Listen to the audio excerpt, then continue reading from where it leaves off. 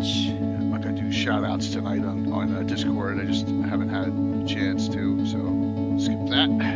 Yeah, I need to check. I haven't checked in on the status for the convention games here.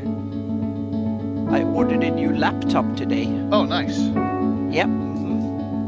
A Framework 16 that is coming. It's not coming until December, so it's Awesome. pre-orders. But yeah. But mine is 6 years old and I needed a new, so I splashed heavy. Very cool. Yeah. So I can replace. I'm going to replace my streaming computer and all that with a laptop, because that way I can have all my social media, all my email and all the external stuff with me, and I don't have to rejig anything when I go to conventions and stuff. It will be all with me. Yeah, well, I got that streaming laptop I take with me everywhere. Yeah. You know, so. Yep, it will be the same for me. Run these. And I will have emails and I will have all the stuff in there. So Skip the intro Lord ad tonight. It's the longest one. I was going to open something, but now I forgot what the heck I was supposed to open. Yeah. Well, I remember soon. Sooner or later. Yeah. I'm not sure. Is Mike coming tonight or not? I don't know. You said he was going to I come. thought he was. Yeah. When we planned it, so yeah. But worst case scenario, we'll Yeah, we got do. it. Yep.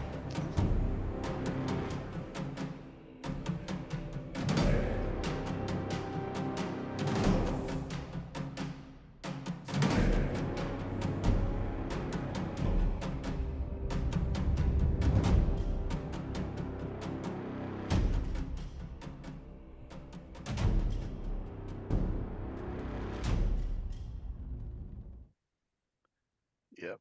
Okay, let that run. Second time. Oh, how's everyone doing? Just my wife got home real late today, so we are good. Late dinner, you know, all that stuff. So I'm not gonna be able to shout out to everyone here, so I won't do it.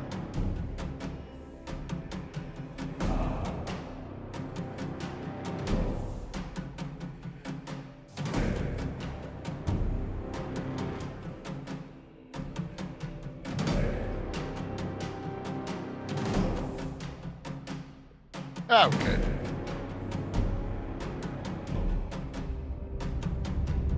Cool, man. Thank you. Appreciate it. All right, let's see.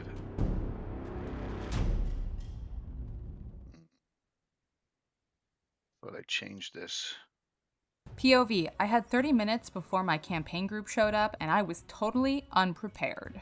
I grabbed my ready set encounter box and boom, everything I needed for an epic session. Adventure hooks, map tiles, loot tables, stat blocks, and miniatures, all ready to go. My players still think I spent hours planning our Great Dragon encounter. If you're a busy dungeon master, get Ready Set Encounter live now on Kickstarter. I think I ran this one twice. It's really short. POV, I had 30 minutes before my campaign group showed Oh, up yeah. and I was I've totally seen that unprepared. Online, I grabbed there my are ready several set encounter box D&D and boom, creators everything who I needed had for an epic talking session. about it. Adventure hooks, map So they're tiles, Yeah, loot yeah. doing a tables, lot of- stat Yeah, I think blocks, and Ginny D miniatures, had all an ad ready to on it. go. My Yeah, I players saw it. still Bob think I spent World hours Builder planning or our Bob, Great yeah, Dragon or Bob encounter. Builder. If you're a busy He dungeon had- master, get he Ready Set had Encounter a segment live now when on he showed Kickstarter. it too. Yeah. Cool. Yeah, kind of. Yeah, new ad from Everon Games. So.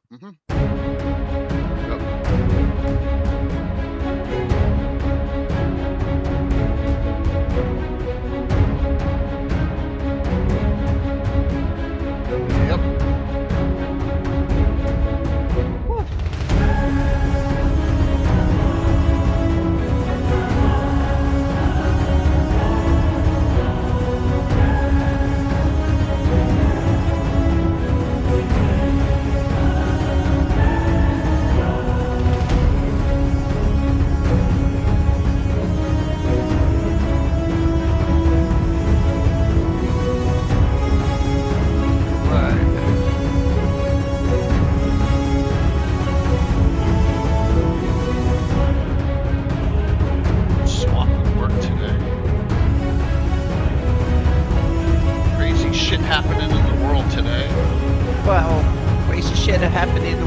quite a bit now, and happens more and more. So yeah, you can kind of say politics have picked up speed, so to speak. Things happen faster in politics now than it has in quite a while. So yeah. Well, I don't know if it's picked up speed or if everyone's lost their moral compass. Well, when it picks up speed, then things happen faster, so to speak. It's yeah. Mike says he's on, so that's good. Oh, awesome. That's good. Yeah. Awesome.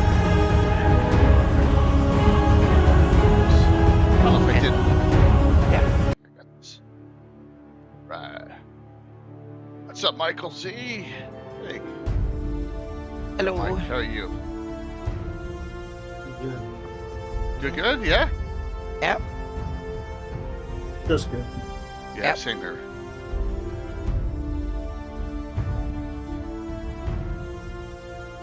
Chugged down 3 whole fajitas my wife made, you know, she was Russian, she felt bad, but, you know, we're good. Right. Bolt away.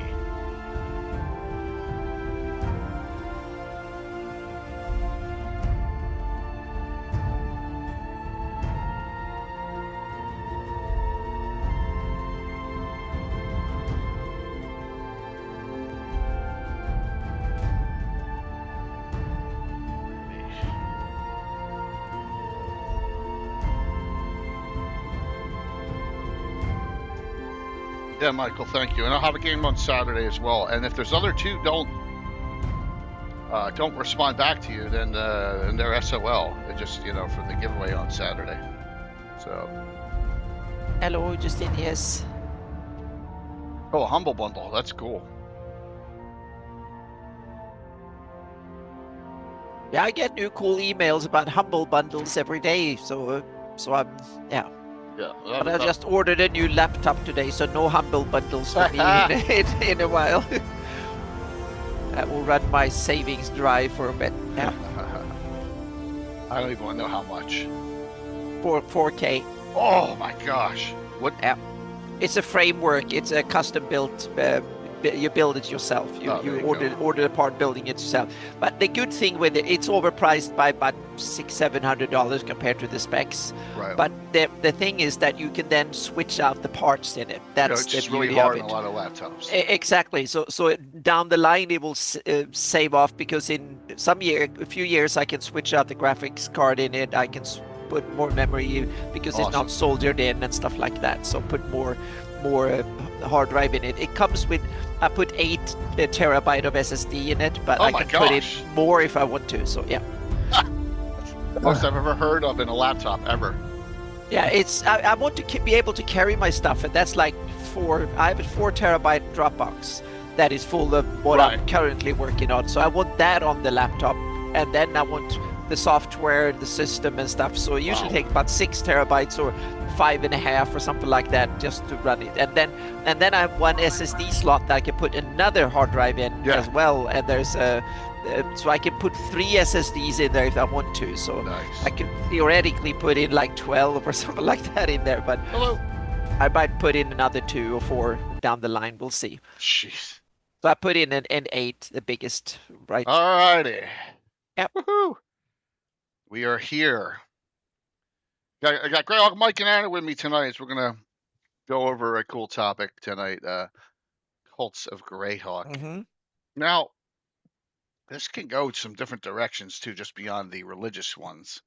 Oh I know yeah, yeah. I know Alan Crowley gave us some ideas for some things, but I think there's some beyond that. So, another Mike topic, correct, Mike? Right. Yeah, I'm interested to see what you're talking about. What's that? Yeah. I said I'm interested to see what you're talking about. What do you mean beyond religious cults? Beyond religious cults, yeah. Yeah. Wasn't the Scarlet Brotherhood a cult? Yeah. I guess we're gonna have that conversation. Exactly. That's the good thing with this. We need to. Yep. Mm-hmm. Yeah, exactly. I'd say yes. Mm-hmm. But you know, it's an organization, but we can talk about that. And just and see where the discussion goes. So wait a minute. I'm looking for Alan's notes here. There we go. All right, all the stuff he put in. Put that there. So yeah, I know too many ideas. I know he can't come on these nights. I think he still works nights. So, first things first, Mike. You got a new quarterback. Yeah. How about that? How about that? A retread from How the about Giants. It turns out that maybe it was Yeah. just the Giants all along.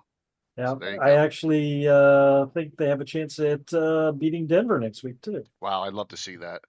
So good for the Colts. They found it was what 12. They lost 12 straight openers. Well, I'm Yeah, not until getting excited yet. yeah. We'll see where we're at the halfway point. Cool. As Major as good to see you. So, all right. So, Yeah. Adam, what are your thoughts on this topic tonight? Well, I think it's interesting, and it's one of these that spice up any campaign, so give you away. need to have it. But I also, before we dive deep into the individual examples, I think we need to look at the definition of what we're talking about, cults, so to speak, what they are and what the word a little bit and stuff, so we can kind of go from there. But Okay. that's me. I love to overthink things like that way. So yeah. Well, shall we do that? I mean, Yeah. first, I mean, I guess that should be the first thing we Yeah, should do. I looked at the Sure. Wikipedia and I looked at my sociology books and stuff like that from and a little bit about it. And the definition of cults is that they are social groups which have unusual and often extreme religious, spiritual, or philosophical beliefs and rituals. That's the academic definition of cults. And then, but cults are a bit like terrorists, the word, meaning the word have had an academic meaning, but then it's been used in all sorts of places. So in everyday speech, and it's been hijacked by, meaning it's like terrorist had an academic definition. There was a definition of who was a terrorist or not. But now simply a terrorist is in most politicians and other speeches simply someone I don't like for political reasons or some like that becomes a terrorist. And cultists have been a little bit the same way, so to speak. But the base idea is that it's a sort of an outside group outside of society's norm that have extreme beliefs and customs and stuff. That is kind of the base definition of a cult, so to speak. Which is hard in a fantasy setting. Exactly. And then I was saying that was the real world definition. Now we have to start thinking about how can we use this definition in our Greyhawk campaigns to kind of make interesting use out of that definition, so to speak. We don't have to be as rigorous, or we might want to be more defined what that means in game terms, or it means in storytelling terms, or what it means. Is cult a word that someone living in a big city in like Greyhawk City, would they use the term? Could it be mean different things in different parts of the world? Will Baklunish call a lot of common religions among the Flan or the Origians in the East as cults from their belief? Would the Scarlet Brotherhood say that the whole Great Kingdom was an Oridian cult worthy of extinction? Or, meaning, there are lots of interesting ways we can twist this from an in-game perspective, if you want to, so to speak. Right. Well, let's just see where our discussion goes. How's that? Yeah. So, Yep. Cults have a clearly defined leader most of the time. Yeah, and one of the other kind of is that they usually have something they worship. They have like an idea, or they have a leader person that they almost worship, or the obedience and dogmatic thinking and stuff is usually the kind of the hallmarks of a cult, so to speak. It's that it goes beyond regular law. They're often cults that requires sacrifice way beyond membership in normal society or clubs or workforces or military forces or political parties or religion. in order to be a cult, you have to dedicate yourself way beyond normal means, so to speak, in order to do it. That's one of the regular definitions of a cult. And that might hold in a fantasy world too. You might have to go way out on a limb and scarify yourself. You might have magical tattoos that or something, or cut off a limb, or you can have like in Japan, that certain organized criminal groups, you had to cut off a finger and stuff. That's So only if you do something wrong. That's the Yakuza. yeah, exactly. But there are some that That's the do think Yakuza. you could say that Yeah, maybe you have exactly, to but there are scarify some- parts of your face or something, so to show that you have endured enough pain in order to do it and stuff. So you can Hey, yeah. Mike Disney, Yep. good to see you. So, Yeah. Mike, how about your general thoughts on this? Well, for purposes of the world of Greyhawk, Yep. my definition on cult will be a they're usually evil, but that's by no means exclusive, but they're also not state religions. Like one person's cult, like it's kind of Right. getting at. Underground. One person's maybe. state religion is another person's Right. cult. Yeah. So usually the cults we're talking about are in hiding, or these people are in disguise. Okay, They're, makes sense. they're operating dual lives. So that means that the Scarlet Brotherhood might be seen as a cult, but the Empire of Shar will not be a cult, or meaning Empire, there's an sure. interesting thing. If you have an empire that is run by a secret cult, but they have a so yeah, it's I think now you want to talk about the Scarlet Brotherhood. I think that the Order of the Scarlet Sign, or whatever they were called, yeah. Back in the Soul Empire days, might have been a cult or a sect of the greater Soul Society, who then migrated out east, took over the existing Soul Society, and then became the state government. Now, are they a religious cult? No, because there's the whole they're Soul more like pantheon they're more like an idea of Soul supremacy It's rather more than a of an religion. idea. Yeah. So in that sense, they fit the academic description of a cult really well. In that sense, that they are, And They also, have to operate in secrecy elsewhere, but at home they operate in the open. A cult doesn't need to be in the secret. It can definitely be in the open, in my opinion, depending on, so to speak. Most of them probably are in secret in a lot of areas because they are seen as an opposing force to whoever runs that area. So yeah. All right, let me bring something up here. So the first time I ever heard the word cult as an organization was in Greyhawk City, in the Free City Greyhawk box set, I believe. Right? No, Draga, here, I haven't read anything you haven't published. The Cult of the Shriven Sickle, right? Yeah. It's actually published in the Free City Greyhawk box set, and that was only like 4 of them, right? But they're all worshippers, and they're all meant to do bad, vile things to whoever they can. They're living underground in the sewers in Greyhawk. Yeah. I ran an entire adventure, Curtis, you remember, with that juggernaut. That was Cult of the Shriven Sickle people. So is that were they a cult, or were they just a bad group of adventurers? No, I you see them as a cult, but with the purpose. They're like an advertising company for Near Rule, meaning their purpose is to spread the word of Near Rule, meaning the fear of him. So they murder people not in hiding. They're murdering them in obvious, gruesome ways to kind of spread fear of Near Rule. Probably using Near Rule symbols and stuff like that. So I can definitely see them as a cult, so to speak, in order to spread fear.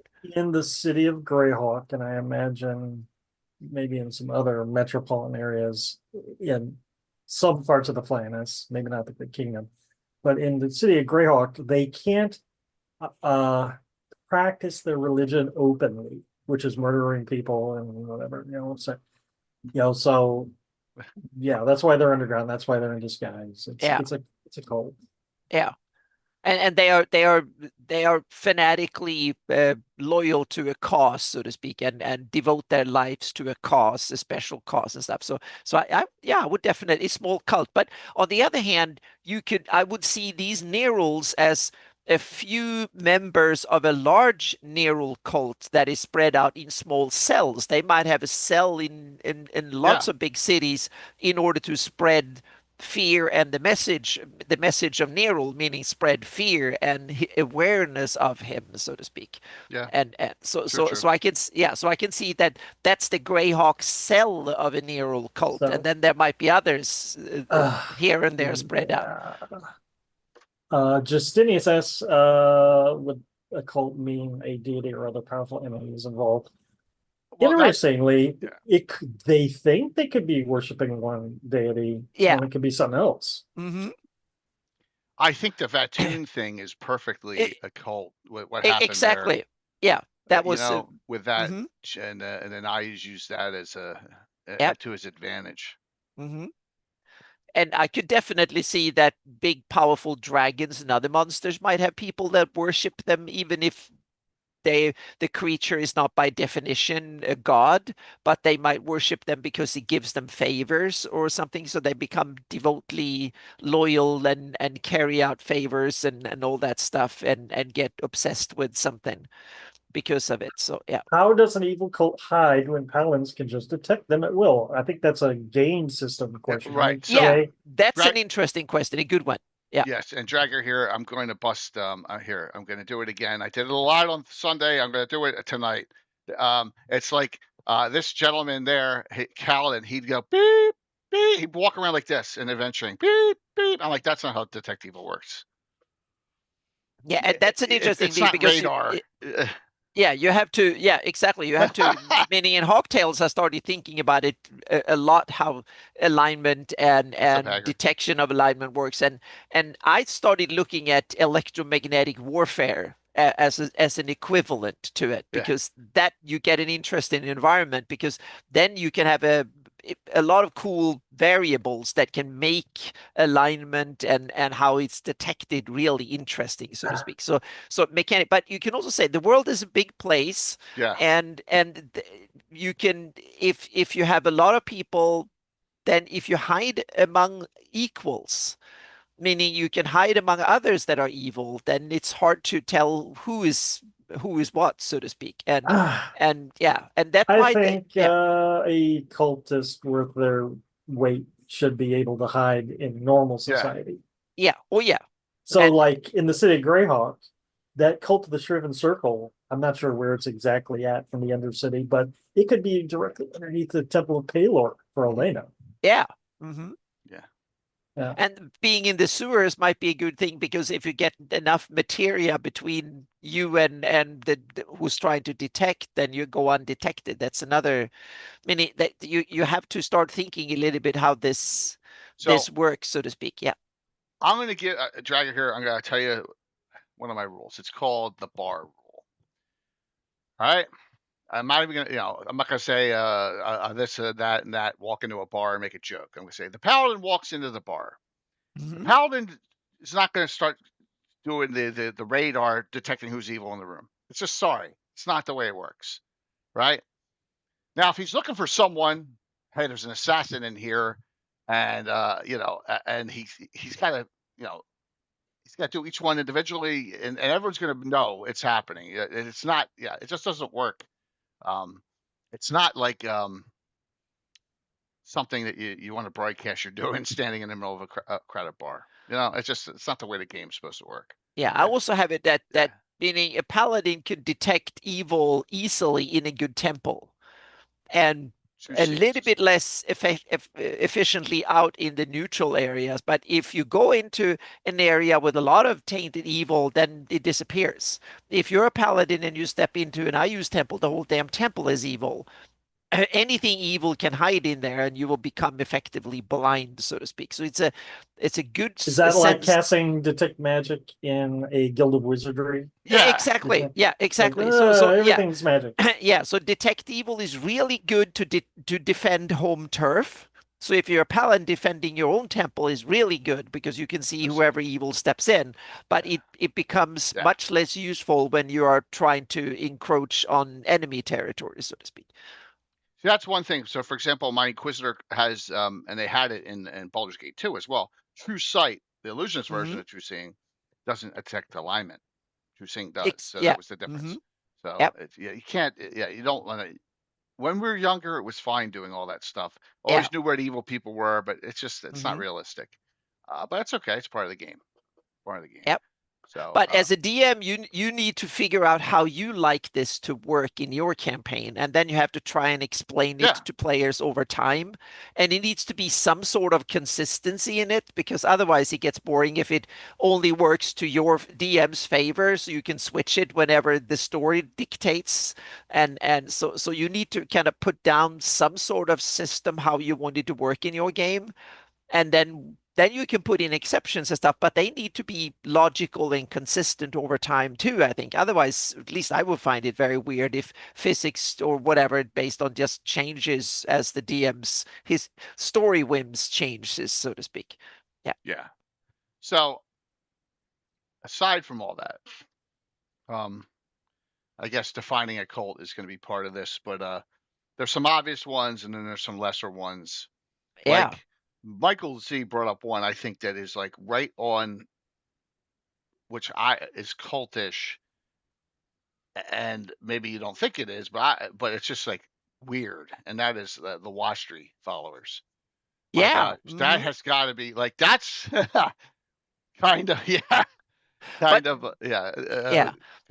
they become into this interesting. Is it a cult simply because most humans and most standard human cultures find them so weird, so you simply, we don't understand it, like it's barbarians, like Rome said about everybody who was outside of Rome, they're some degenerate whatever, pagans or something like that? Or are they true cultists? Are they extreme and so on? Or are they just different? Is a special case here where he is the extremist of an extremist group. Yeah, there you go. Then I think it's a cult. Yeah. Some of the sources say he's a former Scarlet Brotherhood member. Yeah. Who, has his own really bizarre thoughts. Yeah. I mean, because Scarlet Brotherhood it's doing breeding experiments. Yeah. Which sounds very cultish to me. Yeah. So, but then when you get to it, the Washington cult's not large compared to IU's or even Tharizdun's. It's not. It's small. It's bizarre. And it's like your normal person walking around in Gradsel or Keelan or Celine never. What? They're trying to turn themselves into toads? What? You know what I mean? So it's cultish at that level. Yeah. I also like to use the cult term in game. So you go to a town and they start screaming and yelling about, there's the horrible cult outside and stuff like that. So the people that live in the city, they might use the term for things they are scared of or hate or whatever. So you can use it as an in-game term too, where you can be much more loose with it, because the locals you might have a pale priest from the Pale that talks about anything that is not what their standard interpretation of fault is a cultist, so to speak. So they might be, for political reasons, might be extreme. So you can kind of use it in game to kind of blow it out of proportions for that sense, because there's like a Faultian priest that is so narrow-minded that anything more than his superior cardinals or whatever they're called thinking is cultish or whatever. So yeah, that's another way you can use it in game, so to speak, as a way of scaring the players or getting them riled up and whatever, so you get some action going or something. That's good. So, Mike, are the Pale cultists? Yeah. No. I agree. They're not. Exactly. If you ask them themselves, definitely not. If you ask their opponents, they might label them as that. Yeah, but maybe. They are Zealots, I think they label them instead. Yeah. Yeah. So I would say that they completely work within the laws of not only the religion or whatever country they happen to be in, and are spreading their religion. Yeah, but then you have Dimray. Are they kind of off there enough to be called a cult, a Faultian cult? Because they're like one step more extreme than the Paleite in the description from. I still don't think so.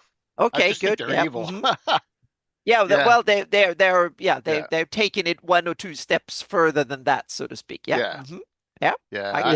Yeah. If they're in, what's that, Mike?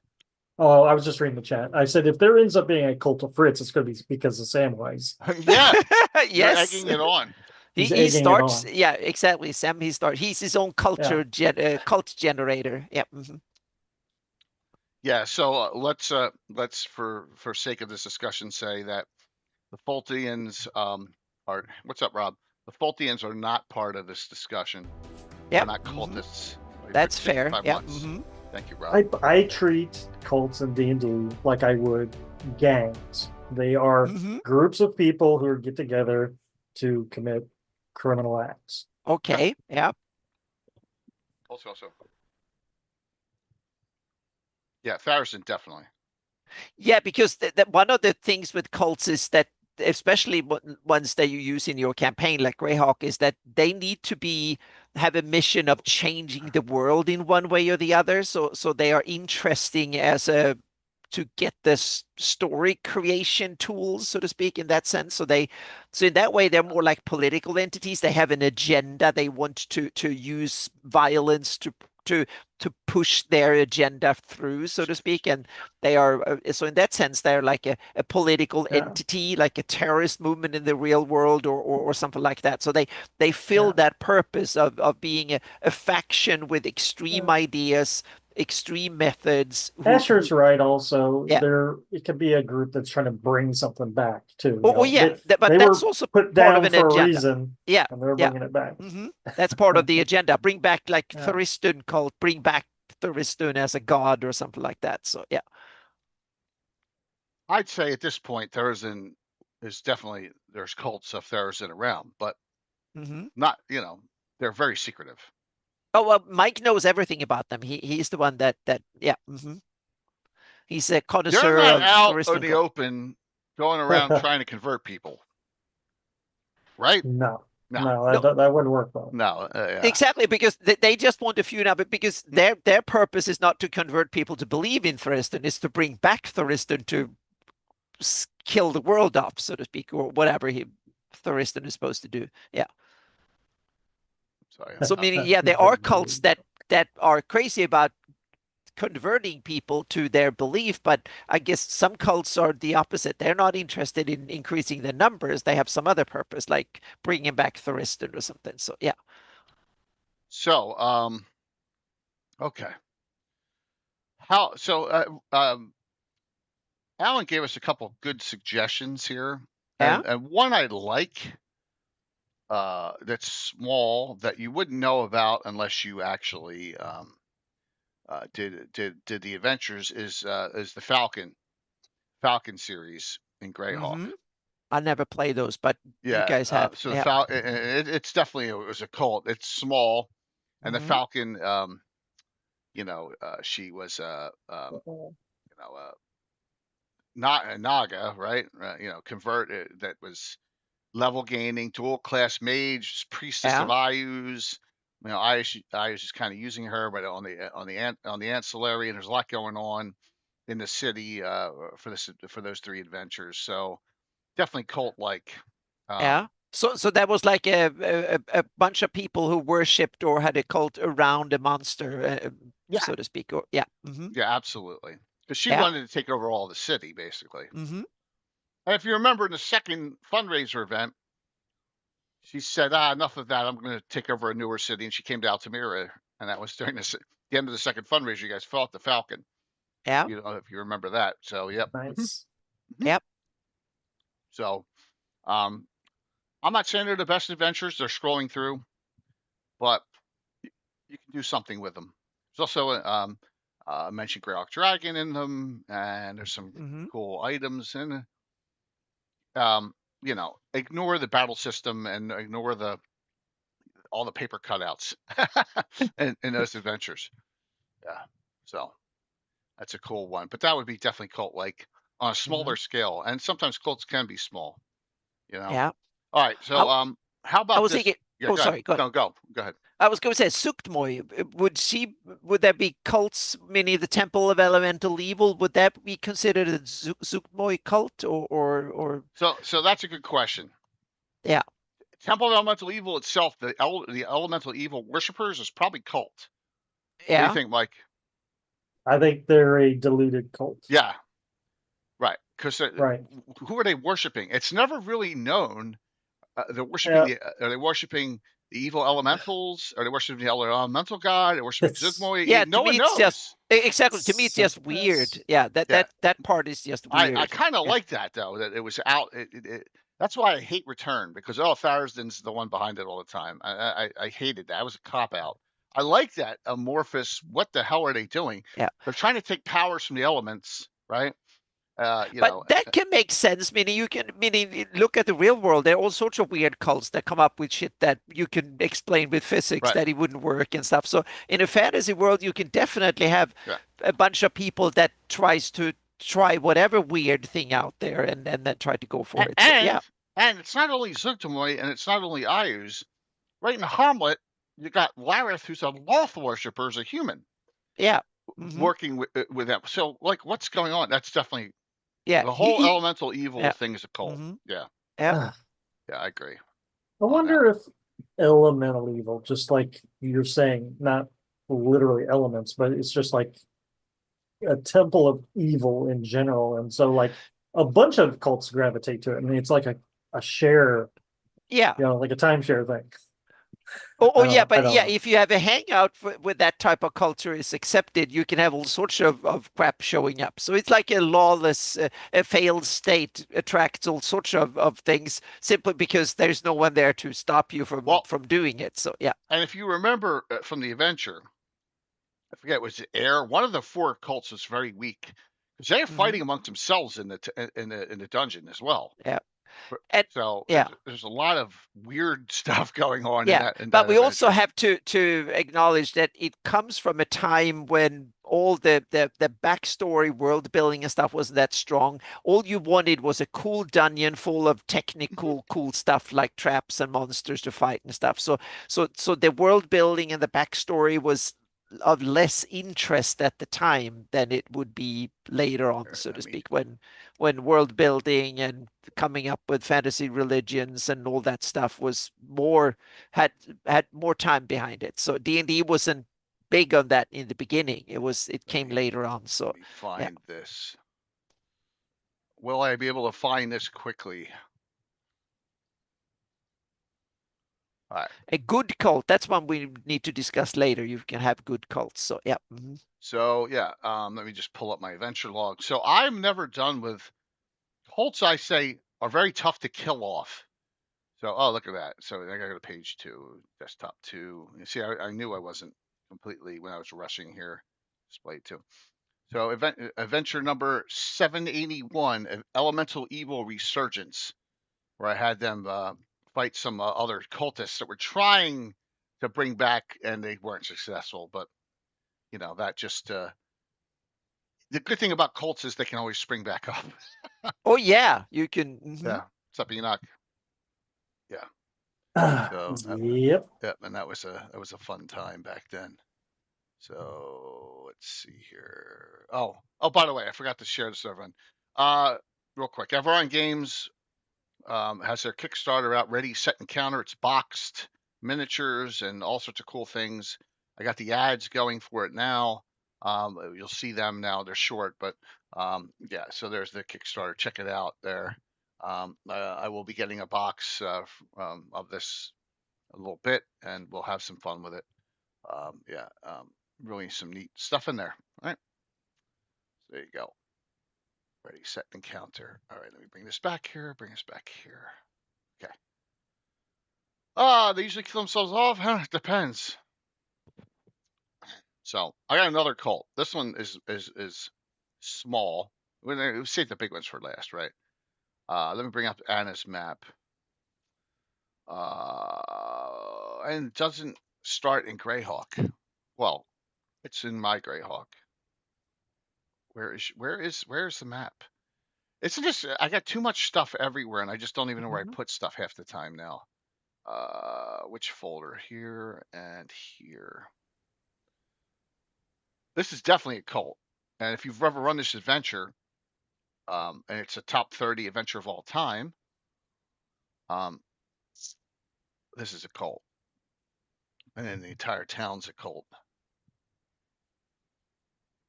I know you moved it slightly, but if you've ever run Dark Tower, yep, it's a cult of Set, Sutek Set, whatever you want. Yeah, everyone. But it's limited. It's small. It hasn't gone out beyond the town around it. So it's everyone in town's a cultist. It's like that movie Hot Fuzz. Yeah. Yeah. How you run it, Dale? You run it. It's great. Why not? There's other gods. Got to remember, 1980. The deities I use are the deities in the Deities and Demigods book. Oh, Mitra. You just change Mitra. Simple. Change Set to Paylor. I mean, Mitra to Paylor, Mitra to Brow, or Mitra to St. Cuthbert. Who cares? Right? Yeah. It's fun. It was a great adventure. And it's map placed. So there's another idea. Small, but it is a cult. Yep. Gotta think outside the box, man. Yeah. Fantastic. Uh, Nope. No, I ran a Greyhawk. So Tim ran it for me back in 83, and I think I reran it in 92 for a next generation of my players, but Tim ran it for me in 83 or 84. Yep. So, yep. It's all right, Norman. Thanks. Hopefully, is your game filled, Norman? So, all right. Who wants to go? Tell us a cult, something you want to talk about, like, I think on the rise, on the decline. What's what are you worried about? What's cool? All right, 2 slides left. Okay. Let's see. I was thinking a small cult. I was thinking if you have someone who worships. Now I'm thinking a little bit like Keraptis, for instance, someone who is a one-man army, so to speak. Can you have like can you have a one-person cult? Yeah. Yeah. Or do you have to, according to the academic definition, it's a group. But in a fantasy perspective, can it be like an aspiring cult? Then you're a cult of one, someone who sets out to set up a group. But on the other hand, if you have more than one, so if you have a few followers and you set on a mission, then you can become, then you're per definition a cult. But I guess a single one, then I wouldn't call it a cult if it's only one. But if it's a few others, then it becomes a cult, like Keraptis or someone that might have a few followers. Anna, have you ever read Return to White Plume Mountain? Yeah, I back and forth. It's weird because it's not written as with story and backstory and stuff much, so to speak. It's an interesting dungeon rather than it has interesting adventure stories to it. It's got these little pieces of script that have Keraptis' soul and spirit, and the idea of that is to send them out into the world. Yep. Right. So that he can, basically be reborn. That's an interesting, and that's kind of an interesting, because that way you can have a cult. Meaning it will be like the cult of Tharizdun. Maybe there's traces of Tharizdun spread out, so they have to go out and find it and bring him together. Meaning that's one way you can deal with something like that, bringing a god back. Or in the Keraptis case, the other way around, you have to spread him out so he can't be so he can live on forever, meaning a phylactery kind of thing or something like that. You have to sprinkle out the essence of the god everywhere. So then when he comes back, he can be everywhere or immortal or something. So you can that you can technically work with create a lot of story different ways with this. Dale, you talking about Joe Block's new rule books? Yeah, because Swords of Cthulhu. Oh, a cultist class. That's interesting. So what would that makes sense? Yeah, I can see that. I can see that. Very cool. Yeah, I think the Corruptus thing is definitely can be cult like. Yeah. I think all the liches can have cults around them wanting to bring them back. Yeah. Someone was asking in chat about liches. Yeah. I suppose to a degree, yes.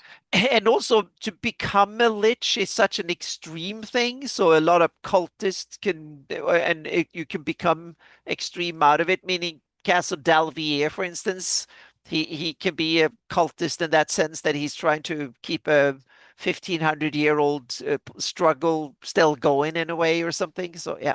Feels more like a politician to me. Yeah, but in a fantasy world, I think there is a very very thin barrier between the two, so to speak. That's like fantasy politics is very cult-like in a lot of sense. Here's a thing. Maybe here's something. A cult member isn't there to get paid necessarily.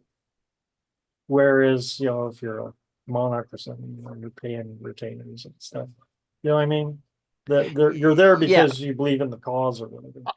Exactly. Yeah. I think a lot of like liches, once the word gets out about their doings, then the cult forms, right? Like, you can have a cult around a lich, so to speak. But you can also have liches that are devoted. I could see, let's say you have like a god of undead, for instance, who simply say turning its cultists are liches in order to promote, defend, and be the high. In order to be the high priest of that, you have to be a lich, maybe, or a death knight or something similar. You have to be undead in order to be. You think big all the time, Anna. You really do. But you can kind of go on a limb if you want to be extreme. You can definitely see. So I can see liches both ways. I can see liches as the being the center of a cult, but I can also see them being cultists in something bigger, so to speak. Yeah, they can function as both, if thematically, or you don't have to. You can have ghouls or whatever. You can have like some cult turn their cultist into undead. Like take Animus as a kind of a weak example, but they're not cult-like at all. They're just no, exactly. Followers. Exactly. It's a punishment, so to speak. But I can see cults using undeath as an instrument in its struggle or in order to its cause, so to speak. Well, we saw that. That would be Meryl and Caius. What's that? What's that, Mike? Using undeath as one of their causes. Caius is an example. Ocus is an example because undeath is the goal of to end your life, and undeath is the true state of things and stuff. So yeah, which I think will qualify as him and his followers will probably qualify as a cult, I think. Yeah, I don't know too much about Caius. I just know from. It's a cool story. It's a cool story. You have a Nero priest who goes out on a limb and kind of becomes his own.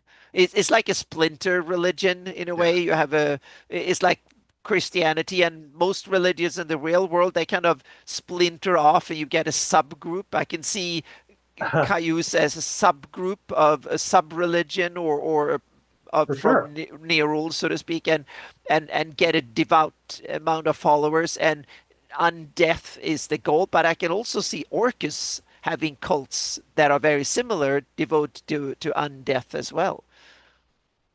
Okay. What was the weird triumvirate that they had for Age of Worms? Yeah. That was the Ebony Triad. It was Caius. It was I forgot the other two. I thought it was Caius, Vecna, and someone else, wasn't it? Yeah, Caius, Vecna, and they just tried to. they tried to simply make Sparkles. all Greyhawk It's villains in it one. was a false cult, though. In the Yeah. storyline, it was not Yeah. a cult. Yeah, Yeah, so it I was just weird. dismissed it. Yeah, I Yeah. just dismissed it. I didn't like the It idea of was putting them all together. it was filler. Yeah. But Anna's right. Caius is pretty interesting. So he's like an outcast from Solm, ancient Yeah, Flan exactly. Yep. Empire, Solm. Yep. He ends Yeah. up in the Immediate jungle, Yeah. He fled And- south and yeah. where he finds some writings of the spell weavers. So in a D&D sense, his religion was founded off of alien artifacts. Yeah, Right. and he became like a Okay. cultist to them first, and then he Yeah. founded his own cult. And then everything's Be built around the inspired, so- worms yeah, and all that yeah. stuff. And he creates all these worm spawn, many Yeah. different varieties of Yeah. Caius. There's Mhm. Hounds of Caius, Knights of Yeah. Caius. And then Is that- and it's then he crazy. got trapped in his own monument. Dragotha steals the Yeah. monument, brings it back Yeah. up into Greyhawk, and Well, that was the and thing. Everything he did, he wanted to become a god. Yeah. But he had to go through Neril, and I don't think Neril wanted him to he didn't be want the there. competition. That's why he I trapped think. him. That's why Yeah. he trapped him. Mhm. Yep. Yeah.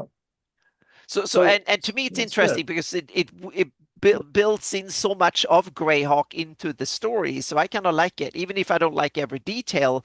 But you can treat it as a legend, and then in Yeah. your campaign you can tweak the details you don't like and say, well, the legend wasn't really true in this little detail. But I like it that Not it really ties sure together. how dragons got wrapped up in the Caius thing. I understand why they did it because it's a level 1 to 20 No, but adventure say path. if you're a dragon, really powerful dragon, you're Yeah. looking for treasure to add to your hoard. And if Sure. you find something that spews out oozes of magic and evil or Yeah. whatever, that you can be tempted to bring that Yeah. to your Well, Dragotha's not the hoard. only dragon wrapped up in Caius's business in that. module. Exactly. So it might be, yeah, maybe it was the other way around. He wanted out, so he was kind of signaling someone come and pick Interesting. me up. Yeah, you never know. So yeah. That's really interesting. Yeah, we can kind of and this is the cool thing with an old legend like this. You can tweak it to your liking in your campaign. You can make something Yep. cool out of it, just like they did for the Age of Worms campaign.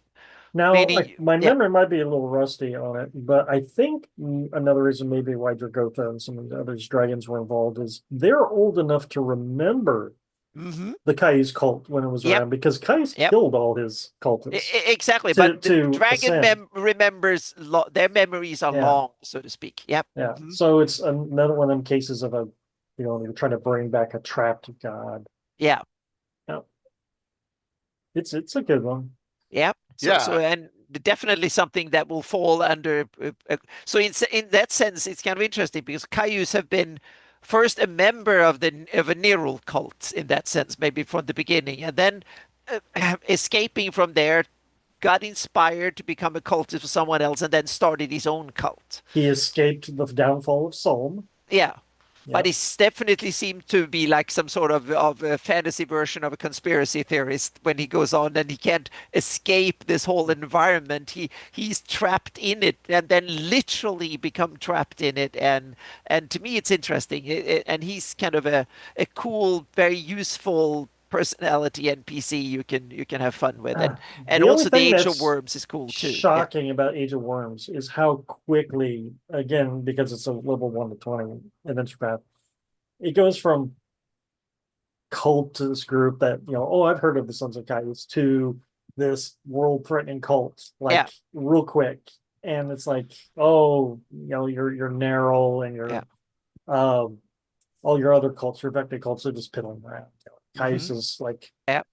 But that's here also come game mechanics. If you want to build a campaign and play it out over 2 or 3 or 5 years, you need to move at a certain pace to get the story moving forward, so to speak. So that comes with the nature of your game style and so on. If you depending on, but it's definitely a lot of cool stuff you can use for all sorts of games, from cool spells to cool monsters to cool stories. The cool monsters and stories. Another thing I like about Caius, even if you never use Age of Worms, just strip it all out. It's still one of these nice Elder Evil, Cthulhu, Yeah. Julian, And Worms is like yeah. mystery cult type stories. You can make it whatever you want. Kleist is very adaptable. Yeah. And Worms is a really cool theme for monsters and stuff. Maggots, and it ties into death. And there's some other interesting. You have Wormhole that is up in the Bandit Kingdoms, that is Wormhole and Fleischschreiber and stuff that I uses for experimentation and stuff. And just Wormhole that you can have tie-ins. They could be old memorabilia, and so you can have that as an infestation. It's something that pops up now and then, and you can have worms, and so there's you could do a lot of cool stuff with this. Yeah, Paizo did a fairly good job of avoiding IUs in that AP, because there's a lot of high level stuff running around in that Rift Canyon. Oh yeah, and absolutely. right under his nose. Yeah. So it's a good environment where you can kind of pick from and cherry pick cool stuff for your campaign. So yeah.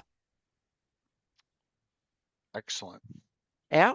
So that was Cayuse, which I think is one of these that I wanted to talk about today. Yep. Definitely a good one. Underrated. Yeah.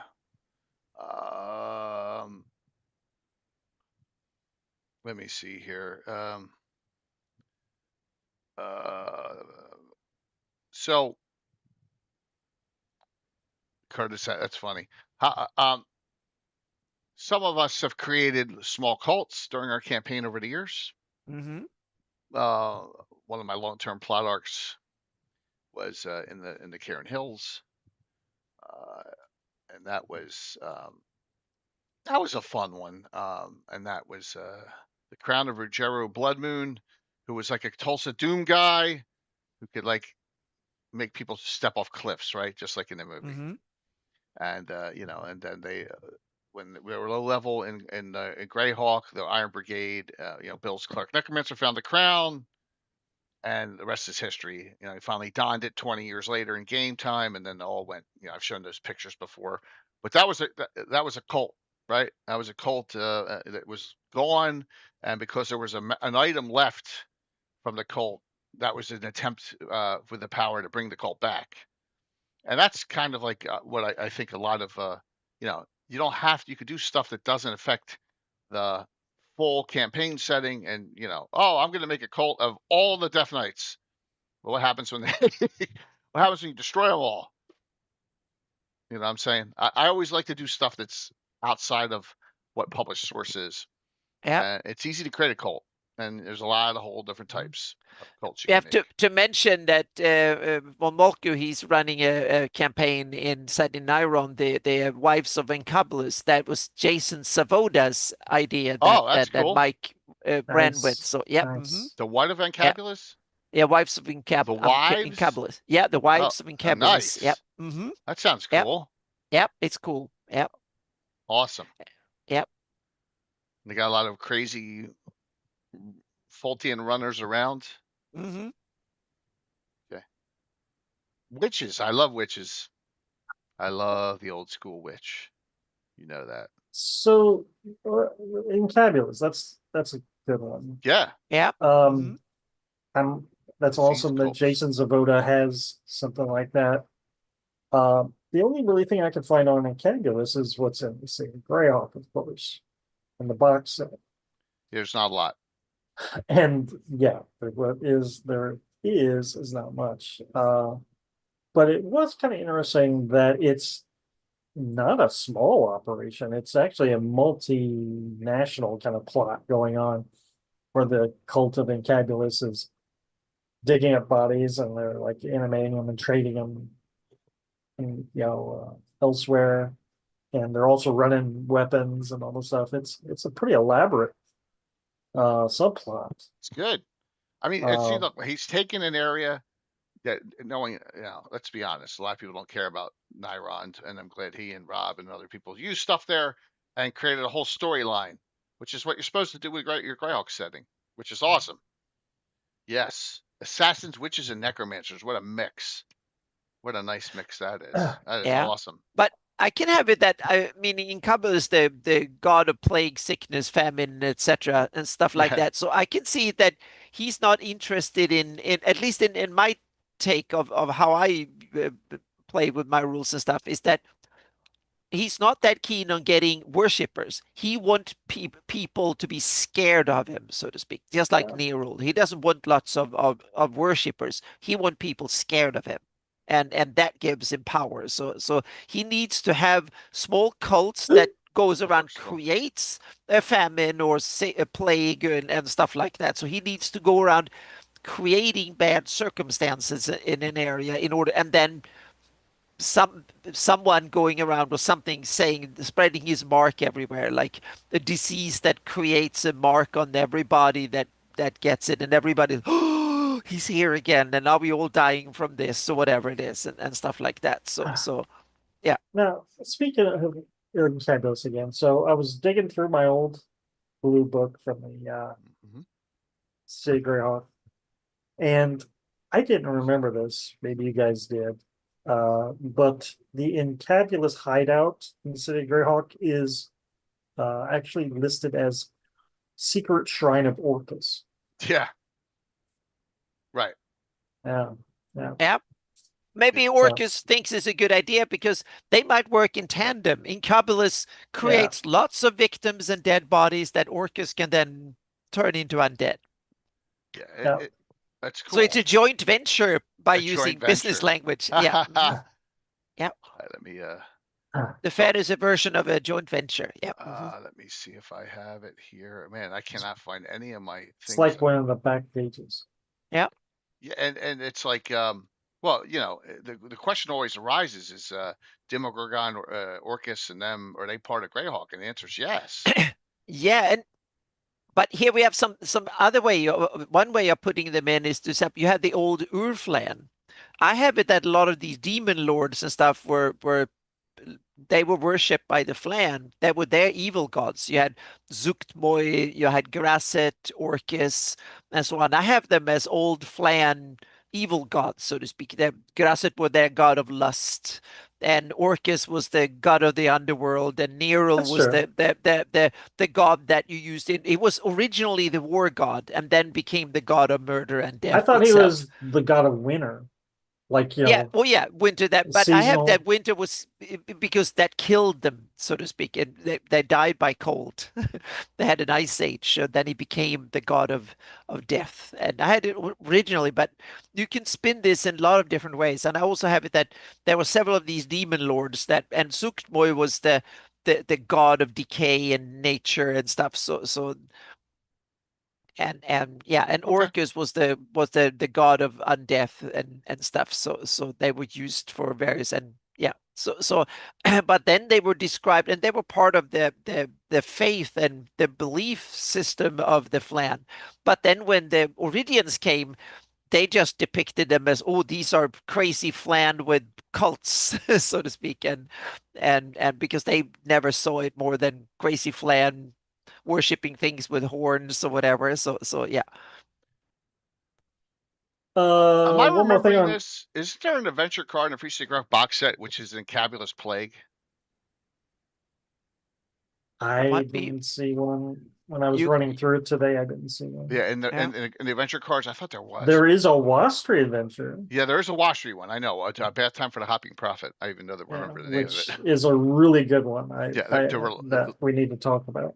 Yeah, there are yes, Samwise, I can agree a little bit with that it might not be the best idea, but on sometimes winter can be seen as the harsh, terrible part of the world of the year when that is associated with death. I can see that coming from a cold part of the world. Yeah. Sam, you gotta remember that's Anna's trying to fill out her timeline and stuff like that, and everyone's different on that. You know. Oh yeah. Mm-hmm. Yep. Here's an Encabulous question. Living Great Gazetteer. Tiger nomads. Yeah. The gods in the Living Great Gazetteer are listed in order of prevalence, right? So Istis, number 1. Right. Number 2 is Encabulous. Number 3 is Geshtai. So, and then after that, and then there's nothing after that. So I'm guessing maybe they just pay him respects, like superstitious respects, but I hope it's not the fact that the Tiger Nomads have encabulous cults or whatever.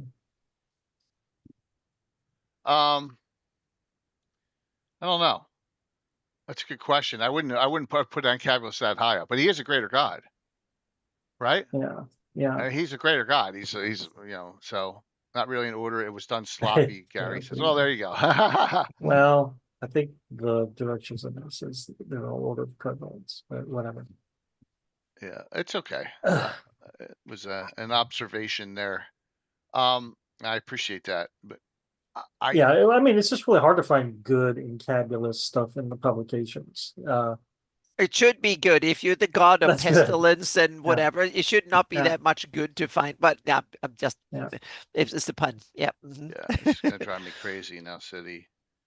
But it's but they're over time. I have like a paid share of so it's not that much, but it's a little bit. But this is something you can build on, so to speak. You can There is Gourd, of course, yes. An article on the Encabulous and Visions down the road when you have time. Very cool.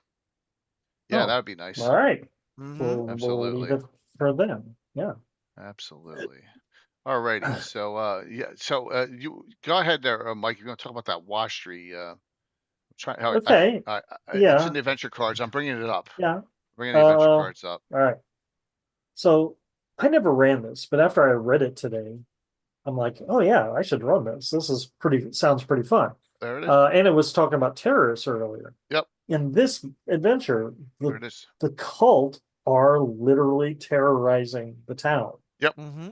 And they have in the city. Right in the middle of the city, right? Yep. And they have a demand. They want Wasser to have respect. They want the city to build him a temple and to make a holiday in his honor. Right. I'm thinking that's ballsy. I like that. Yeah. Yeah. Yeah. Yeah. It's low level. It's like third level, but yeah, it's yep. And here it is. Bath Time for the Hopping Prophet is the name. So yeah. And the leader of the cult is, suitably, nasty, toad-like Hieronymus Spoon. cleric. Yep. Yeah. Yeah. So I'm gonna probably use that first chance I can get. It's great. It's a really good adventure. It's a good adventure. It's a low level. I could see it going in you can have it in any major city. I'm gonna go through these right now. Yeah. It's gonna drive me nuts. Yeah, a lot of these evil gods, they are very suited for small cells that can pop up here and there, which can be really good for adventure Pop building. up. That was exactly the thing I was gonna say. Pop up. Because here you already have established cells I use and Encabulous and whatever. Then this Wassery group just right down the middle of the street. Yeah, exactly. And there also might be, they might be evil. If one of these evil entities starts a cult, a cell in that area, others might follow because it's like the market. You need to corner your market, so to speak. You want to keep your competitors out. So yeah. And other evil ones are you probably seen as their competitors as much as the good ones. So yeah. Man, it's gonna drive me crazy where that is. Where that adventure or mention is on Encabulous. There's an Encabulous cult. Yeah. See, the only Encabulous stuff I could find was the cults that was smuggling undead. Let me check the Wild Coast rumors. It could be there.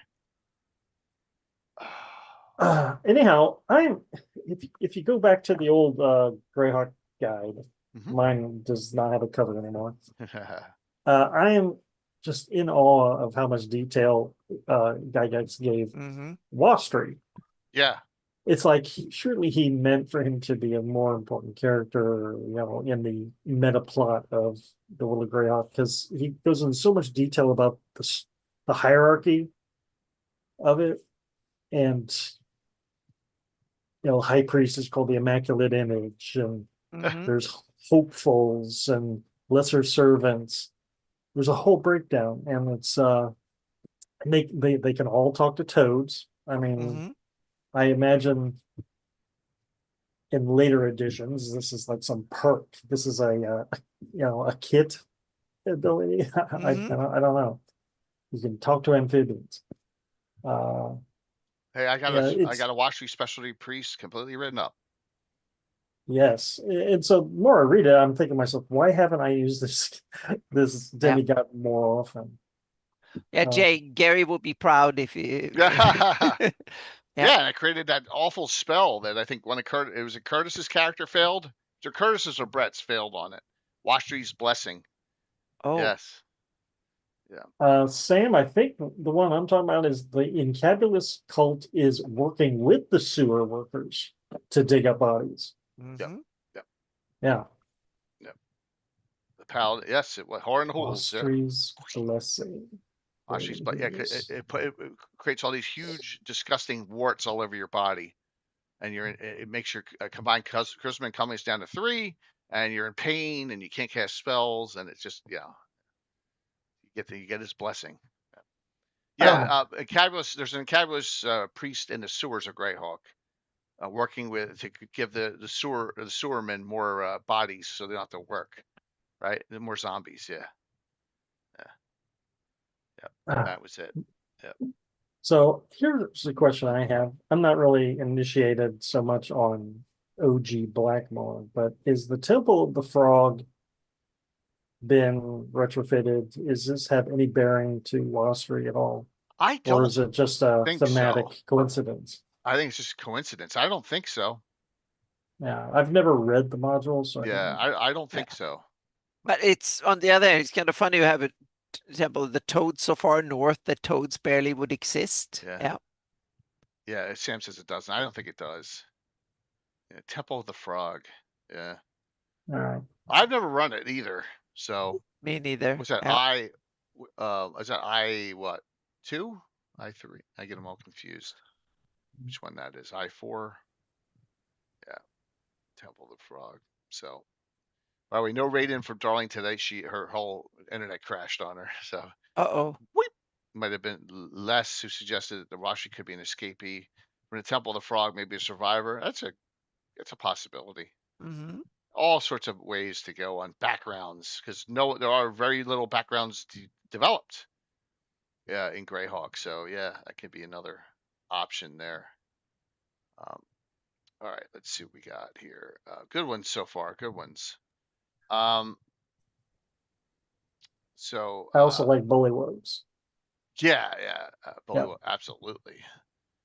Big bullywugs. I use a lot of bullywugs in my horn holes. The whole first parts with Washri. So all right, some larger here. I don't know this one. It was someone Balzy in the Great Kingdom. Grodog put down Balzy in the Great Kingdom. Balzy.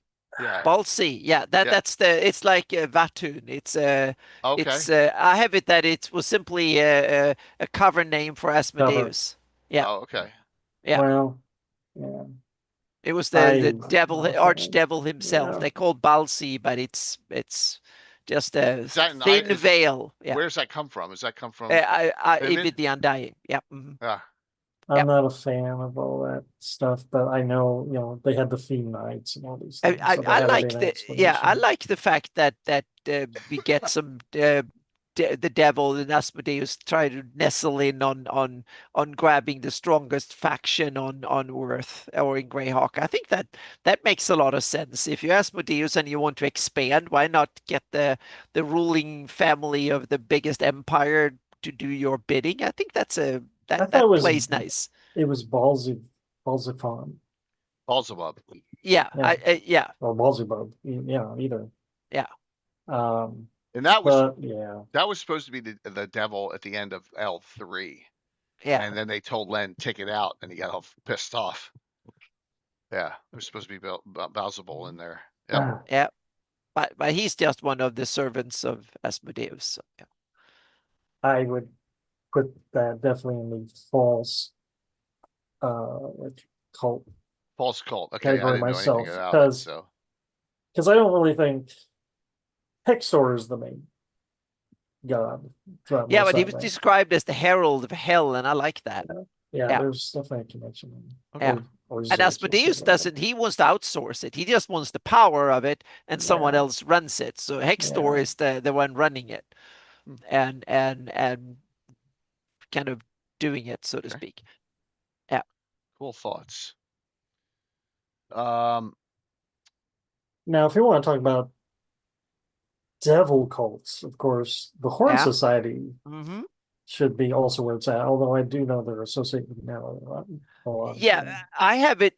I have it, and I talked to Les Oblivion Seeker back and forth, and I think we came to an interesting thinking that I have it that originally the Horn Society, the Horned Ones, are the collective name of a lot of the old Flan evil parts of society, so to speak. That was that especially on the warlike, so to speak. So it was the outcasts that they both used, abused, and misused, so to speak. The part of their and they worshipped all various demon lords and others back in the day, so to speak.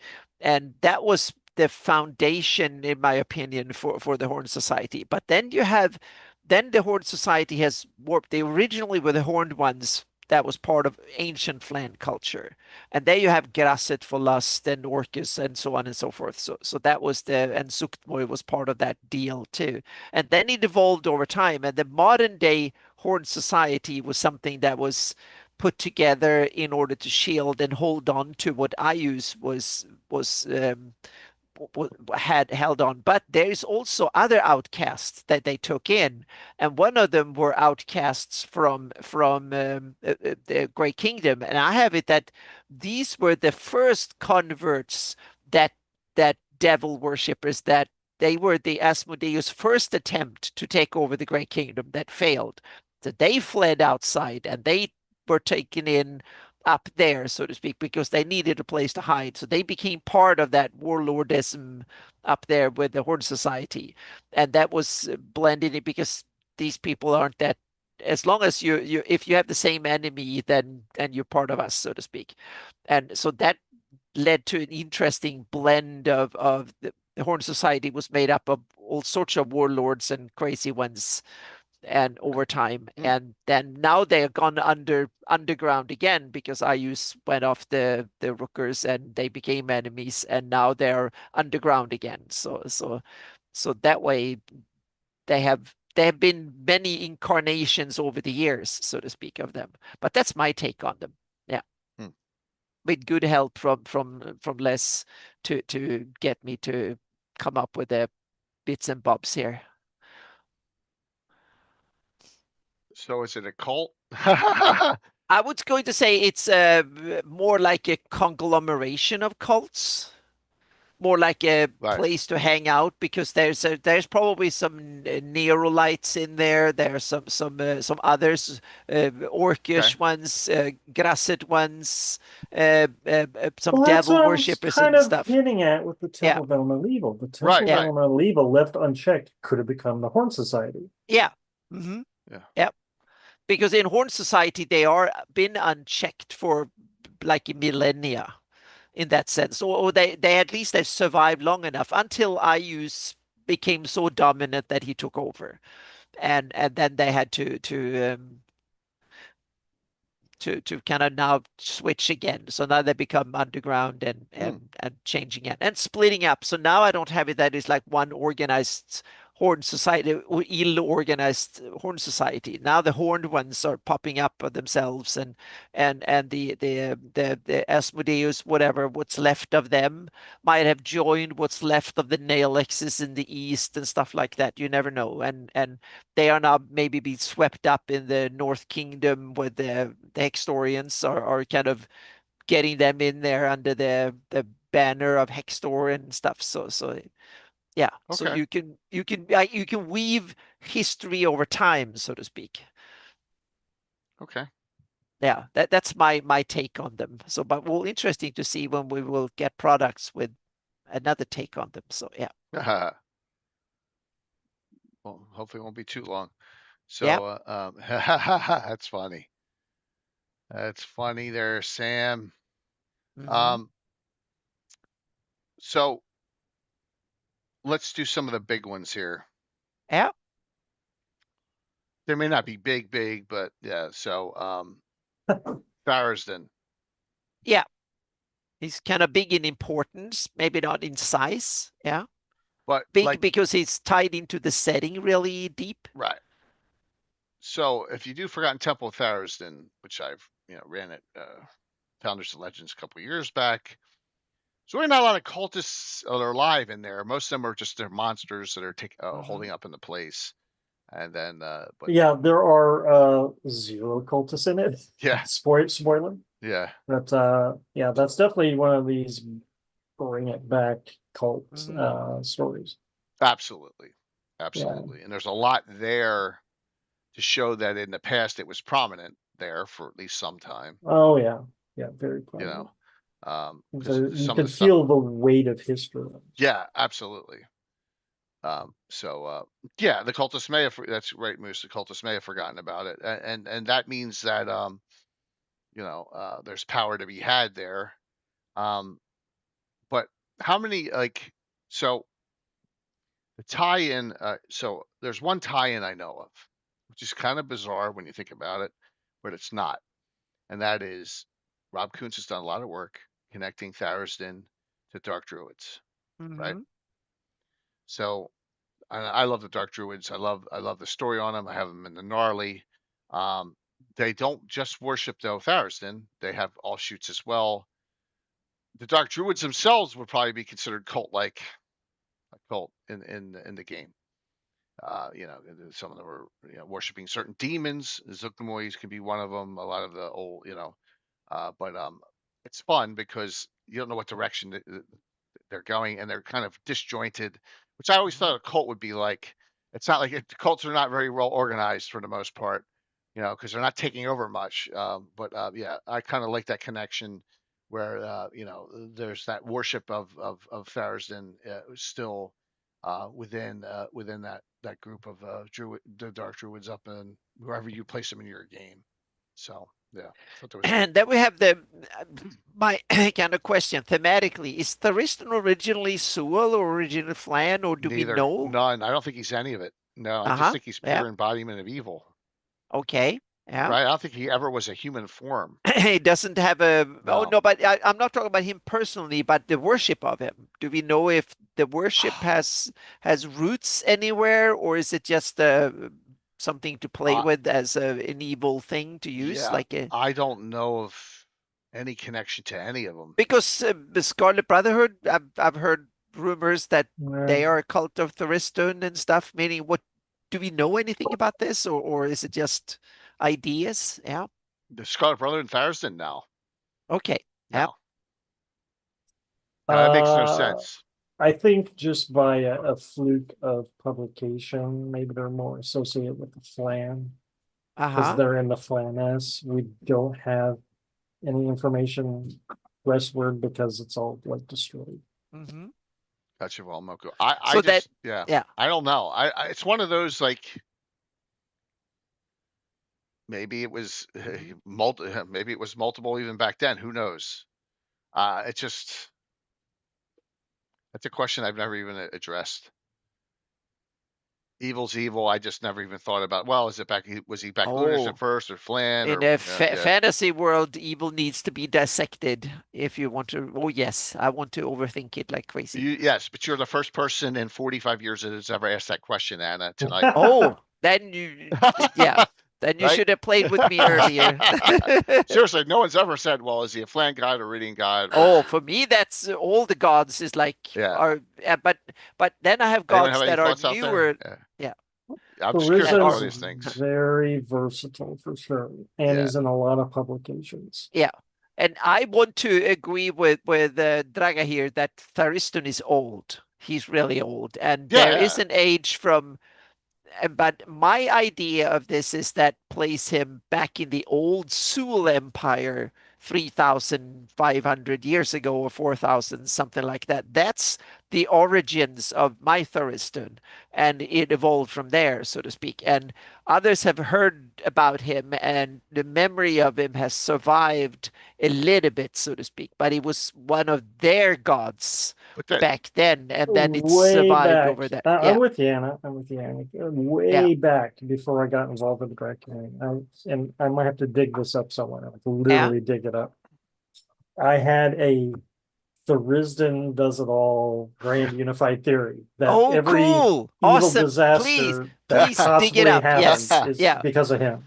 Yeah, because my idea of this is that I tie it into, because I try to work my way back in history. So I started with the migration as far as we know, and we have written story and the modules, and then I tried to write backwards what could have happened earlier on, and then I realized that the first Sul Empire is like 3, 4, 5,000 years ago, and that's when that's as far back I know so far that they worshipped Tharizdun. He was part of their culture back then. And then when that empire fell, there are fragments of him that have survived culturally and so on and so forth. Some of them were buried by the old Sul that after when that crashed, so to speak. And then we have the second Sul Empire that crashed in that became the Sea of Death. Oh, Sea of Dust, sorry. Sea of Dust, that was the second empire. But Tharizdun, the member of Tharizdun survived even that empire's collapse. And mainly because the Baklunish that were the enemies of that, they kept tap of what their enemy was up. So they were the ones that had books and stuff about the Tharizdun temple. And there might be still some cultists and stuff that spread their stuff around, so to speak. And that's from that age when that temple that we know of as the Forgotten Temple of Tharizdun. He's very viral. Yeah. He's jumping from one thing to another. But the present day cult situation is that they're trying to free him. Oh, yeah. And so it's an ineffectual religion until they can free him, and then I can see that these cultists can come from anywhere, so to speak. They might be recruited on an individual basis rather than cultural ones, so to speak. Number one, Len would never go for this. Len sits his soul because I didn't make it. Soul gods, right? 2. Okay. 2, in this book here, right? Tharizdun is a U for unknown. Yeah. Okay. 3. Why don't we just add Rob Kuntz next time we talk to him? You're Rob Kuntz. That'd be the best way to see what the background thought is. Yeah, but that's the Yeah. I mean, so because we'll get. I'm talking to Rob again in a little bit. And maybe we'll have him back on. That's a good question for him. Yeah. Since he created Tharizdun, right? Yeah. We can find out like what his thoughts are on Abram Go. A lot of unknown could mean all or none. Well, yeah, he may just say none. He just may say it's the embodiment of evil. And you just wanted to come up with something cool, evil tool for your campaign. Meaning you don't need to overthink things like I do. You can. Well, I'm not saying it's a bad thing, Anna. I'm just saying that I know that if Len was alive today, he'd go, "It ain't Soul." I know he'd say that. Oh yeah, definitely. Yeah. He'd say, "I didn't make it. It's not Soul then." So yeah. Yeah. I mean, he could be an aboleth god. Yeah, exactly. Meaning, you're absolutely correct. Absolutely correct. It might be like the aboleths that. Yep. You're dead on that. You know, definitely. It's a good. And Wizards of the Coast keeps tweaking his origin every edition. They keep like tweaking they done his with Vecna and several others. So yeah. Yeah, they've done with a lot of stuff. So let's hope it stops. But that's part of publication. You need to earn money, so you put the thumb screws on one more. Unless someone else earns it for them, Anna, right? So we may get lucky there. You never know. Well, yeah, but then we're part of the machinery that squeezes out money by creating more lore for something that contradicts other lore. Add to it. Well, one thing that won't change though is the cultists are insane for the most part, or they might think they're worshiping something else. Yeah, but that might be by definition. Everybody else thinks they're insane because from their perspective, they know something we don't know, and That's whatever. true. So, yeah. It could be one's terrorist, the other one's freedom fighter, vice versa, to kind of thing. Yeah. So yeah, Like the Joker could be a Tharizdun cultist. yeah. Or meaning for them, it might be that if the whole world comes to an end, they realize that their essences might cosmically live on and rule the universe in some weird way or whatever. It's true. That might be their that's idea, so to speak, of things. So yeah. All right, so let's go to the biggest one of all, because it just got every year it gets more and more overblown, and that's Vecna, right? Yeah, yeah.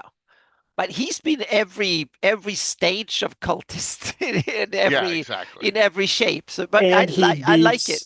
Tharizdun in Yeah, published cult activity. but I Oh, like it 100%. that when villains take on multitude of roles like Vecna has done, because first of all, he's a poster boy for the setting, even if it's not mentioned with the setting. But because some people get interested in Vecna, start reading the history, Google him, and they find Greyhawk because of him, Look so at to that. speak. Yes. Yeah. And it's kind of, in a way, we should see it as positive when creators that come from Greyhawk and Greyhawk lore escapes out into the bigger fantasy verse. Yeah. Well, yes, but then it gets lost that it is a Greyhawk to begin with, and then that gets No, I don't pissed think off. so. But most people, yes. But it increased the pool of people that are interested in Greyhawk, because a few people of all the regular D&D folks that just play Vecna, they will start Google Vecna and be interested in him and find Greyhawk because of it. So it brings in a small population, because what the rest of the people do with Vecna, I don't care. It is, as long as there's some little connection still left. So yeah. You don't care that And Joe we Manganiello had got the hand of Vecna? No, why would that troubles me? It would trouble him if he needs to cut off his own hand to put his Well, on. that was Critical Role season 1, wasn't it? Oh, I forgot about that. Yeah, I didn't even. I never followed Critical And then Role enough. his character with the hand of Vecna appears in Descent into Avernus. Ah, there you go. Yeah. So the characters could take it back. Yeah. Or destroy it. Whatever. Yeah. But I like it that Vecna adds a whole bunch of flavor to Greyhawk, so to speak. We have the comic book with the history of Vecna. We have the DMG with the cryptic iron hand, and then we got some adventures putting in, and then we got a whole series of adventures when he escaped Earth and the world of Greyhawk and became a demigod somewhere else, etc. And yeah, so I kind of, there's a lot of cool material you can cherry pick from. You can skip the parts you don't like, and you have to kind of write up your own version of that story. Like with so many other things, like Cayuse, for instance, you have to kind of sift through the rumors and write your own truth, and then create your own rumors from that truth. I can't find it. Okay. Yeah. That's the way I prefer doing things. Yeah. I have my Vecna comic It's in a Greyhawk vault. pure then. So Yeah. Gary can't get it. Yeah, but it's good to have a bigger bucket to sift from, so to speak, or to dissect stuff from, rather than a smaller one, in some ways. Purists may argue with you on that. Oh yeah, I know I'm not a purist. I'm a purist when I eat. I want to eat one type of food after the other rather than mix them all up. When it comes to what other people play, I'm not, doesn't bother me much. Yeah. Free, Ed Greenwood's a big partner of this channel, plays in my Greyhawk game, so you're more than welcome here, being a Dark Sun and Forgotten Realms nerd. Mm-hmm. I'm trying to get Ed on either this Sunday or next Sunday, by the way. So yeah, for another discussion. So we'll get tight on At that. Dark Sun, with the new developments, we might have to come back and see if there are any connections, useful things in Dark Sun for Greyhawk players and stuff too. If that becomes, that might be a show we should do anyway, so to speak. Just take a peek and look at it, or a Gavin or something. So yeah. You mean Dark Sun in reference to? Well, first take a look at Dark Sun to see, first of all, is there anything useful for Greyhawk players in it, or whatever. So yeah. Interesting. I remember before John Birchfield left, completely, he was going to do going to do a Dark Sun game in the Sea of Dust. Yep. And I made a map for it that was never been published. Yeah. Rob's Blair.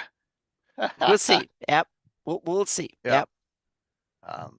It's cool. All right, so yeah, with Vecna, I mean Vecna, you can make it as big or as small as you want.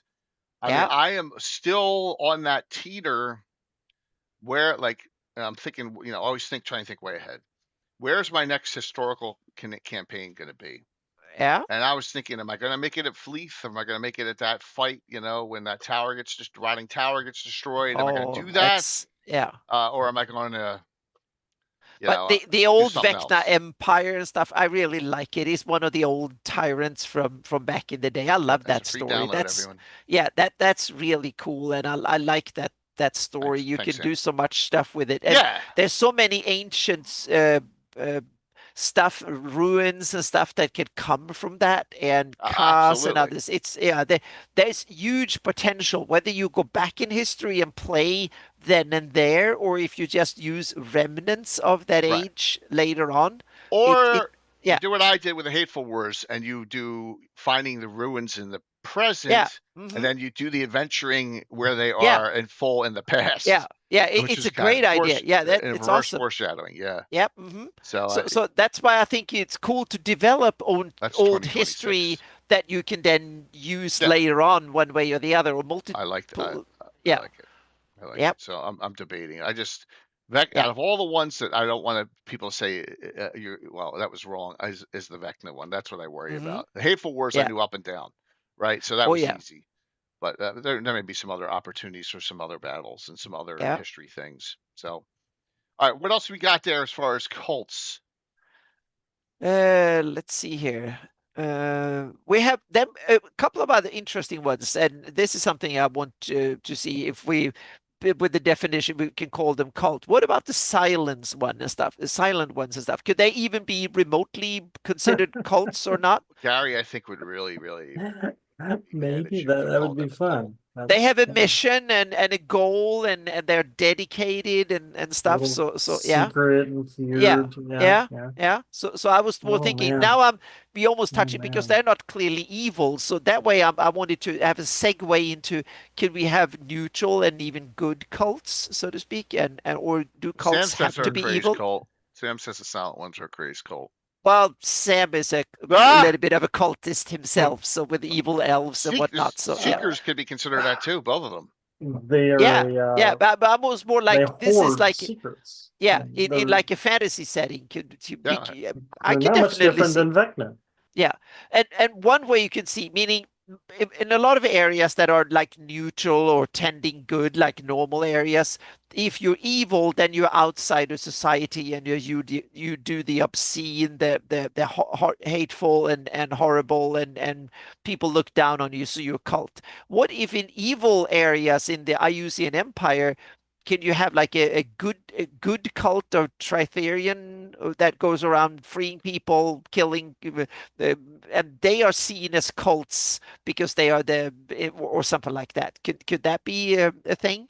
No, okay. Not Ius, but in the Underdark, yes. Okay. I don't think in Ius it would be possible. I think no, I mean more in principle. I'm not saying it is more in principle. Well, can you see a good cult working in evil lands and then be called a cult? That is actually, there's precedent for that in D3. Absolutely, because there's groups some of the merchant clans you can actually They because I slaves Underdark and things like that. So because I was thinking in my Shieldlands campaign, I tried to see them as a good cult in that sense, to work against Ius and behind enemy lines and stuff, Tritherians and stuff as a good cult. And also, can we see the Drow with their Lolth worship as a cult? Is that a demon cult? No. Okay. I don't think it's a cult. That's their main god. If a human group starts worshiping then yes. Various cults among the Spider Queen's followers. Yeah, Jeff, there can be. There can be, like the Elder Elemental God. Is that a cult offshoot? Maybe. Yeah. Or is cult just a matter of perspective? If you live inside Drow society, it's not a cult. But if a few Drow start showing up under the sewers in the city, and they start a Lolth cult, so to speak, and thanks, Tim. Yeah. Thank you. Thanks, Tim. Appreciate it, man. Exactly. Cult One is another man's cult is religion. exactly. That's what I meant. Well, that's a lot that we're talking about here. Yeah. I was So- more like you need to be a little bit of mental gymnastics in order to come up with cool concepts for your game, so to speak. So yeah, look at it from different perspectives. Yeah, there's a lot of options as far as that it's always like little. I don't. Cult may not be the right word. Okay. Yeah. Like a sect of freedom fighter, something like that, right? Yeah. You know, depending on the situation. Yeah. Yeah. Yeah. No. Yeah. We already talked about the cult of the Shriven Sickle there. Yeah. Yeah. Tharizdun Kai's cult of Long Shadow. We're switching the Ebon Triad. We wanted to stay ready for the Ebon Triad because none of us understand it. Yeah. Yeah. Cult versus sect. Cult versus sect. Yes. Yeah. Yeah. Cults usually well, I took my cat just opened that door that far. Holy jeez. That door was closed and the cat opened it. Wow. You have a determined cat. Yeah, I'll say. Absolutely. Ebon Triad's a hot mess. Yeah, we were saying that, man. So yeah. Thanks, Razical, for getting that. I'll hop it up. Yeah, but I can see within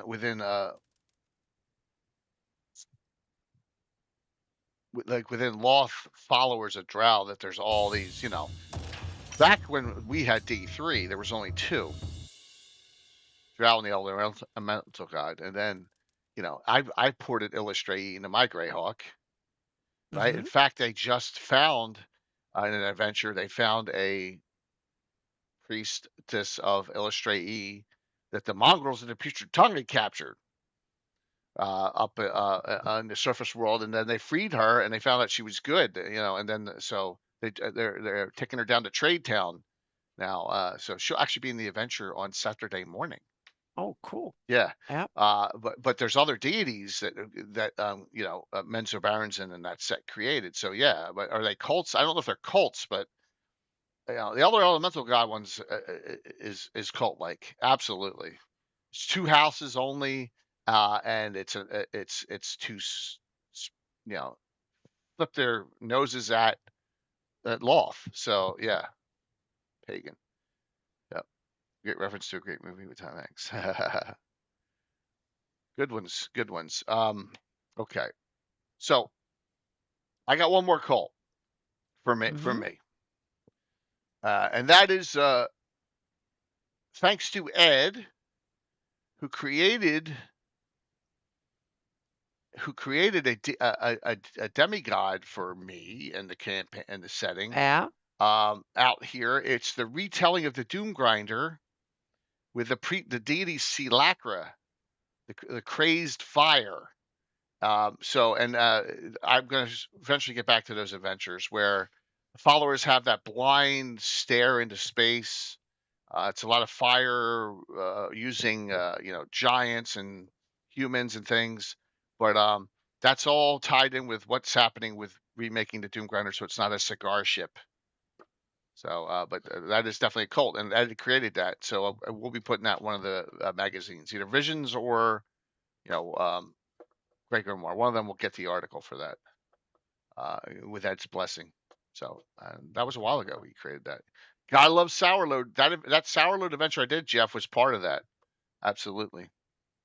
Gotta love it. Fort Lamont, Sourload, that's where all the adventuring comes. And out here, right in this area here, is one of the 3 known tattoo artists, one of the old Obadiah, druids out there in that area. That's part of that one.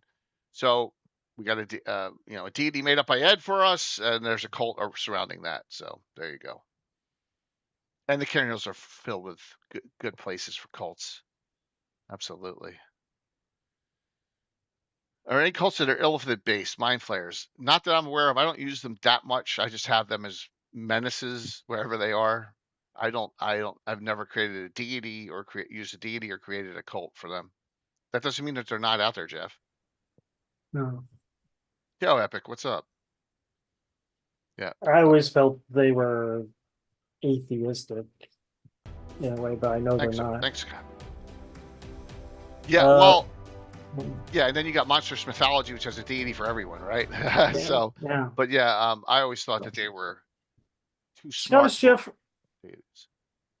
Scottish Jeff also asked about Cult of the Reptile God. I've never ran that, so what is the Reptile God? All right, that's a good one. That's a real good one. So it's in the title. Yes.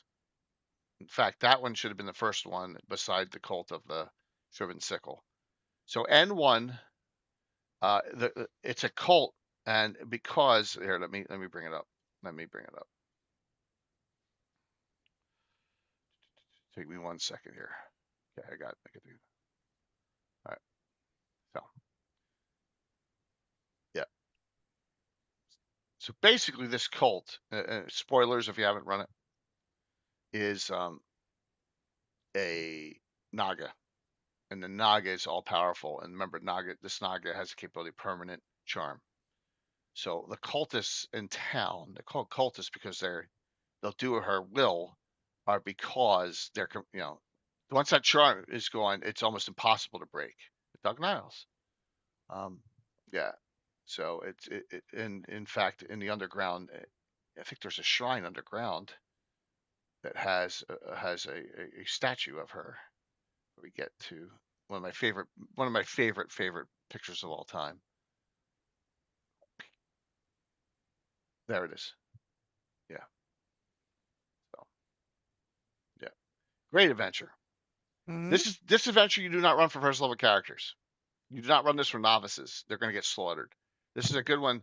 Second, third time around, you've run Hamlet, you've run Saltmarsh. You don't run this for first level characters. This is really difficult for a first level character. So that's just my opinion. But yeah, so it's a Naga.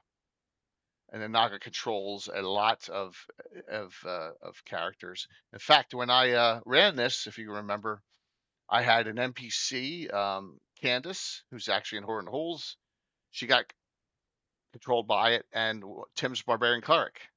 When he went out to remember, he went out to catch a pig, and then they knocked him unconscious, and he got so had one NPC were part of her retinue in the adventure. Yeah, I appreciate the hype train. Thank you very much. So this is a ultimate cult, but it's a cult of control. So I don't, I think it's just, Mike, is it a cult in your opinion, or is it just, I think the name. Yeah. But really good ones, Jeff. It's another one of those that's not what they think. Right. Speaking of which, cult-wise, a cult worshipping some unknowable thing. I like the Earth Dragon cult. Yeah, that's the slavers. It's called Cult of the Earth Dragon, isn't it? Yeah, because they don't really know what it is. If it's they don't know what they're worshiping. What. You're right on that. Yeah. They have no idea what they're worshiping. And it's like the main religion within that organization, but I don't get the feeling that it's like a religion that's outside of their home base. It's not. You're correct. Very culty. You're very correct on that. I always treated it like a Tharizdun cult. They have high aspirations, and they're still kind of building up. That's a good point, Mike. How many people do you know? Oh, there's there's an Earth Dragon priest running around in Bissell. Nah. Yeah. Active volcano is a god. Supposedly, is there something down there? Who knows? It's a good question. I just know that they are the head of the Earth Dragon cult is the head of Slavers organization. I think Marquesa is beyond, uses the Earth Dragon cult to her advantage and could care less about it, right? Well, in my campaign back in 2E, when we did everything, it seemed like I even had them fight the Earth Dragon for reals. Wow. How'd it go? So I just put the link in there. Oh, I think they beat it. They were pretty high level by then. Wow, this isn't that long ago. 2021. This was actually when it bled over into 3E. Oh, more like so you're talking about in 2021, but it was when it switched over from 2E to 3E. I had to adapt it. We're gonna have a double sound for a second here. 1 sec. 1 second here. Good one. I'm willing to call off work tomorrow. Whoop. Just so I can do this and do that and bring that up there. Okay. There we go. Wow. Your character's entered in the 30th level range. Oh my gosh. Yeah. Whoa. Thank you for the hype train, everyone. Oh, that's so cool. Yep. Mm-hmm. Oh, this is a long-running campaign that's being, yeah. Did they all survive? I imagine so. I know when we ran Age of Worms, they didn't all survive, but I think on this one they might have. It's hard because when you get the high level, they're going to resurrect anyways. Did you make up these stats, Mike, or did I you? did do all that. I made that. Wow, that's good to know in case it ever happens for me. I can use it. I can pull it out of here. Yeah, this is cool. Yeah. Because there's back in 3E, they had the rules for creating deities. Right. I don't know if it was Deities and Demigods or whatever that. It says I had to build Air Dragon was. from scratch using slavers and the 3 deities and demigods. Nice. Wow.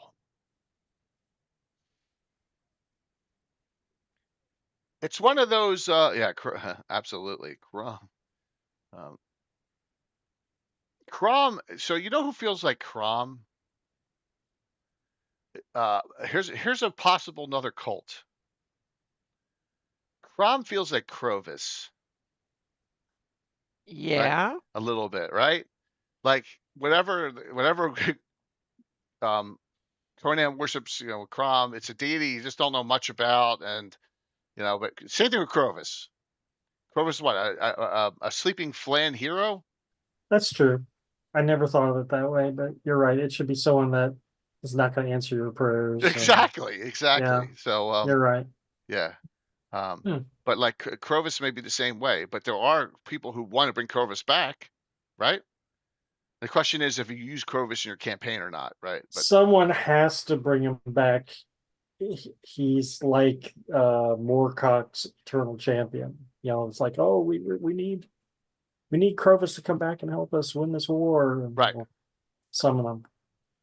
Well, I took the first step, and one of the characters in the campaign has one of Crovis's weapons, and is now designated a champion of Crovis if he were to come back. So yeah, of course it's a dual class druid, human druid, so that's always fun. It sounds like you already created the cult of Crovis. Well, kind of. Like I said, I like little cults. I like little ones. Yeah, that's a good one. Because it doesn't affect major canon, right? A good cult should be very unique, right?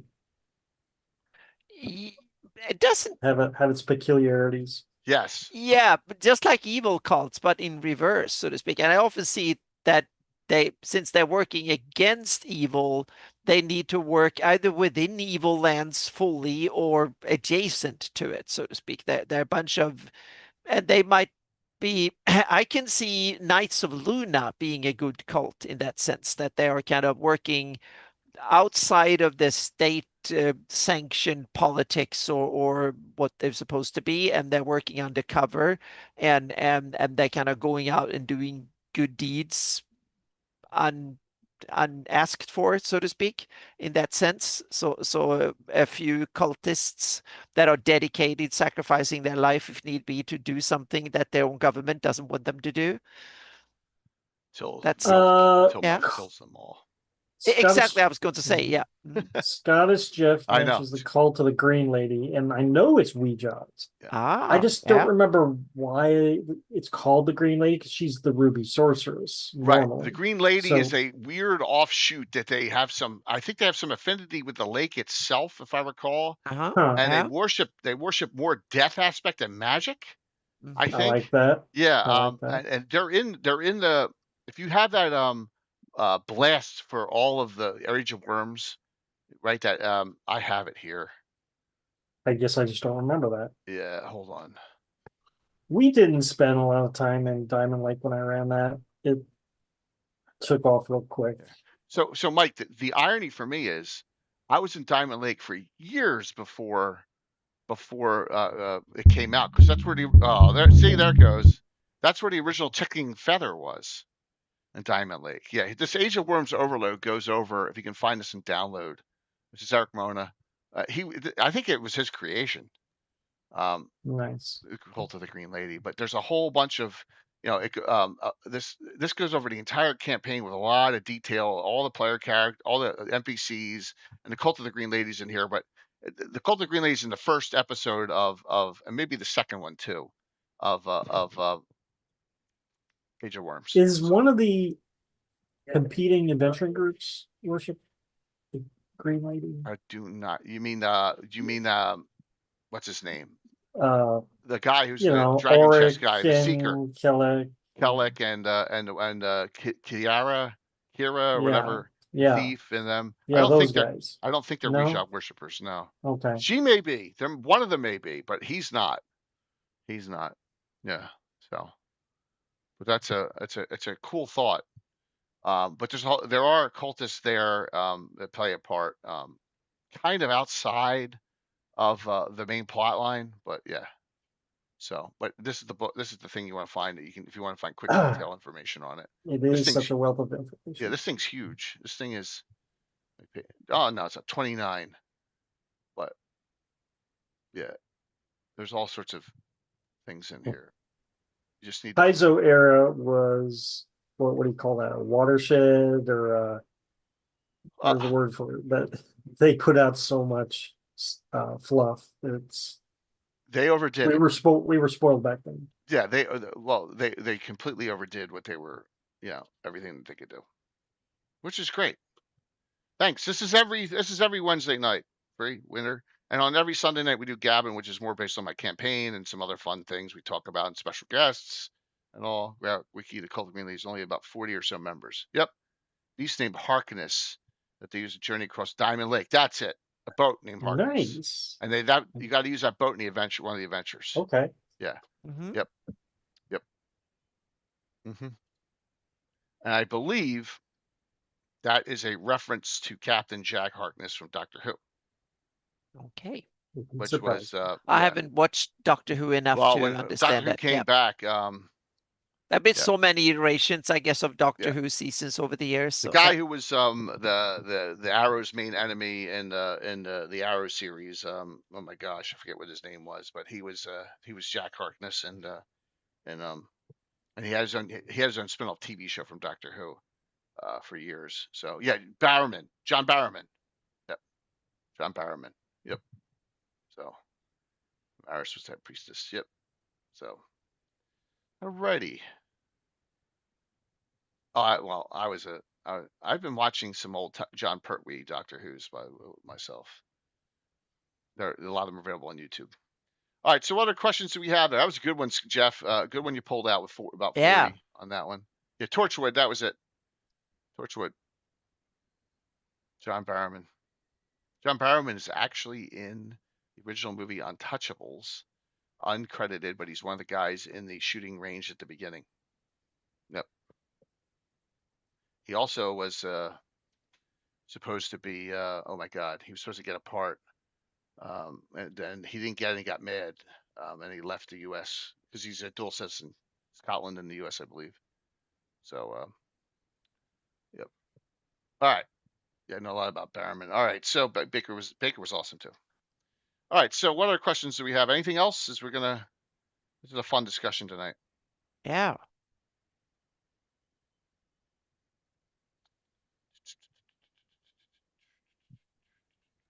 Okay. Yeah, probably hit my limit on cult activity. Well, we went through a lot. We went through a lot of just note. It's not hard to make cults. What makes a cult? So a cult would be something that is outside the norm of society, and we're talking about in a fantasy setting, right? Something that is would be maybe taboo or seen as evil or vile to other people or secretive. And there's a lot of things you could say to make it a cult. But normally it would be you're in a small town and there's and there's a sickness running through, and 2 or 3 people seem to be relishing in it because they're a cult of incabulous, right? Something like that. As small or as big as you want. Can cults be good? The answer to that is probably yes. I don't know if there would be a paladin cult, but there could be cults that are formed to thwart evil in some places. Yep. Yep. Good questions. Smith is your number 4. That's I'm Baker, then Pertwee. I don't know. I still like what's his name? The polo guy, not the polo, the croquet one. Peter Davison. I still like Davison. I don't know. Kind of grows on me as you go back and watch him. I don't think I've ever put any limits on cult casting because they're worshiping something. I mean, it's not really for them to find out. It's probably the players after they put down the cult. They're the ones who uncover the truth. Yeah. So it's something that as a DM can take it and run with it, keep it small, make it big, make it your main antithesis in your campaign. It's like my Dark Brotherhood group. I'm not going to say it's a cult because the organization's been around for 45 years in my game. I don't think it's just an organization of evil people trying to do bad things. Is it a cult? I don't know. They worship the Leviathan. So I'm hating the pain. So I'm just going to say it's an organization at this point.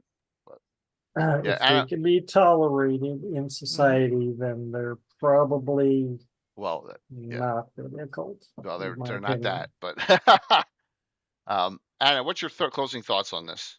I just say it's a bit like tying back to the beginning. Cults that are groups of people that are very kind of determined, go out on the limb, are willing to use almost any method to further their cause, are a great way to accelerate. They're good catalyst for any adventure, so to speak. Meaning you need drama, you need struggle, and you need conflict in order to run interesting campaigns, to make interesting things happen. So cultists are a great ingredients for that, so to speak. They can be the main villain or the main part of a campaign to work against them, so to speak, but they might also be just part of the instrument of whatever villain, meaning there might be a bigger villain that use cults as one way of spreading disinformation, fear, or spread the word about itself, so to speak, or himself, or whatever,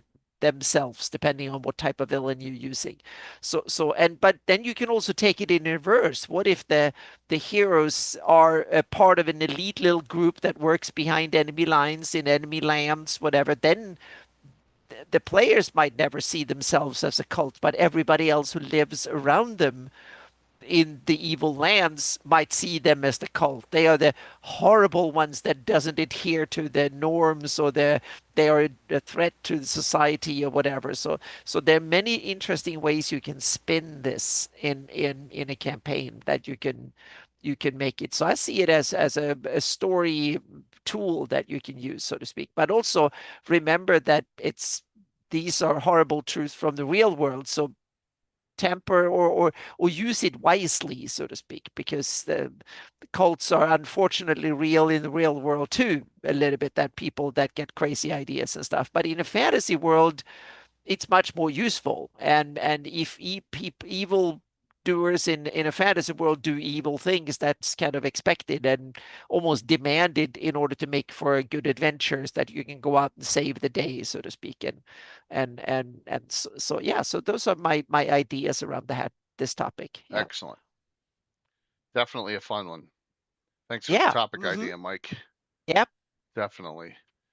All right, what's everyone got going on, Mike? What's going on with you? Parentland's on a break. We're just started a new RPG, or at least new to me, which I'm sure made a lot of people out there. The what do you call it? The new one that Critical Role has? Heck no. Oh. We're playing Fallout. Oh, that's cool. Okay. Post-apocalyptic. That's cool. Oh yeah, it's fun. I've never played the video game, but a lot of my friends are big fans of the video game. So, so far so good. I like post-apocalyptic stuff.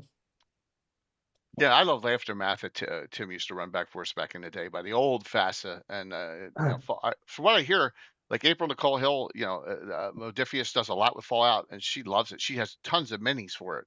I played a lot of the Conan RPG that Modiphius did, so this is just like fits like a glove to me.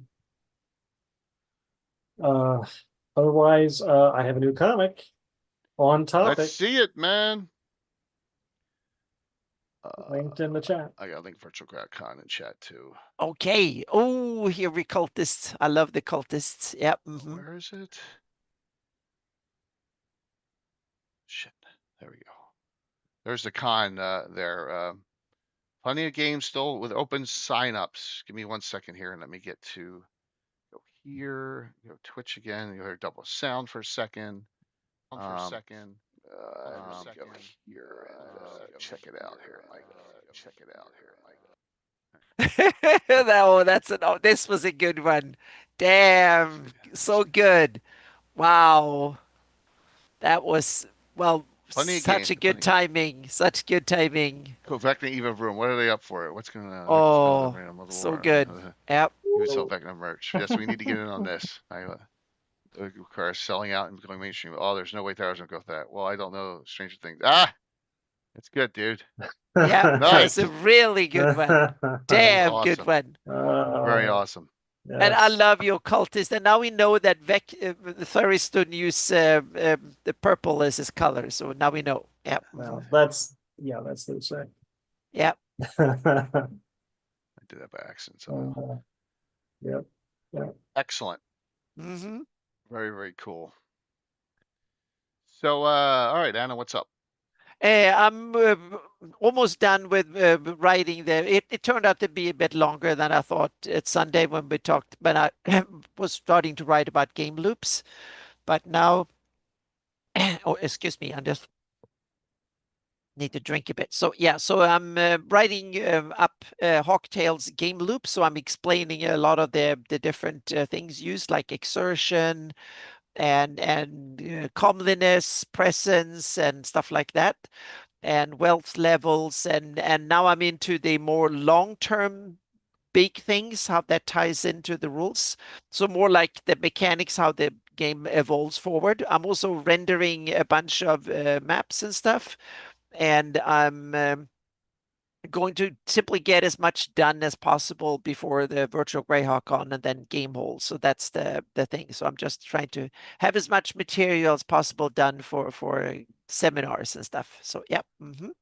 Awesome. And you're on Friday? Yep. Mm-hmm. That's the plan. So my table is bristling with new terrain. Cool. New stuff. Where do you see the level of visual detail that Gamescape has come up with? I'm starting out. I'm trying to go with longer adventure plot arcs now in all my subgroups. This Narwhal Hunter's Trouble at the Crossroads. This starts a long-term plot arc for the group, and it'll go in a direction you may not think. So, but like notice that notice the brand new road systems. Got these new pits, which are very, very very high res. I mean, look at that. I mean, that looks so unbelievably cool. Just having a big sinkhole. I can change them out with different underlays. Those are high res prints that he sent me on a special film. It's really cool. And that one's neat too. It looks almost like something you'd see at Yellowstone. With a geyser almost. And I got a couple up. I got new fencing back here. The roads, like I said, the roads are all brand new, low to the ground roads. And then I got these two up top as well. So, yep, I'm happy now. Oh, we're all running. We're all running. Good. We all should be running games at Tower Gygax. That's awesome. So that's tomorrow night, 7:30. Saturday. Dun dun dun. I don't want this to sound creepy, but it's called Post-Birth Resurgence. I kind of mixed two things together. Yeah. So, as Elazira, the blessed event of the twins having, but the resurgence is something else. So I got Tony and there's Astrolier and Jeremy. I never have Jeremy's pick, and he understands. So Tony Winslow Burrow, National Liar, Coco Bunny, Chuck is playing. How did that happen? I have good. no idea. Yeah. So, well, he hasn't started playing yet, so wait until you get there. Yeah. And Korg, I am going to add one more person, but my problem is I feel bad. I have like 4 or 5 people. And I don't know. I got to figure out who I'm going to invite. I'm going around in circles on this. So sorry to those out there who play sometimes. I'm just trying to figure out who I'm going to add to that last 6 spot still that fits in the game and stuff. It's Knights of Ulick, so it's Elazira, Emerson, Dixolia, Robert the Crayon, Miram, and Ryland Helmsplitter. That's Jeremy's character, who's 8th. Now Priest, so yeah. And that'll be at 10 o'clock Saturday morning. Yep, let's go see Chuck. Can I mention that I still have some tickets left on the Shieldland Scout Party on Friday, October 3rd. Yep. Well, let's take a look at that. Yep. Yeah, man. It's all good. I know that. That's why I didn't ask you to play in this one, Curtis. I knew you weren't going to be around.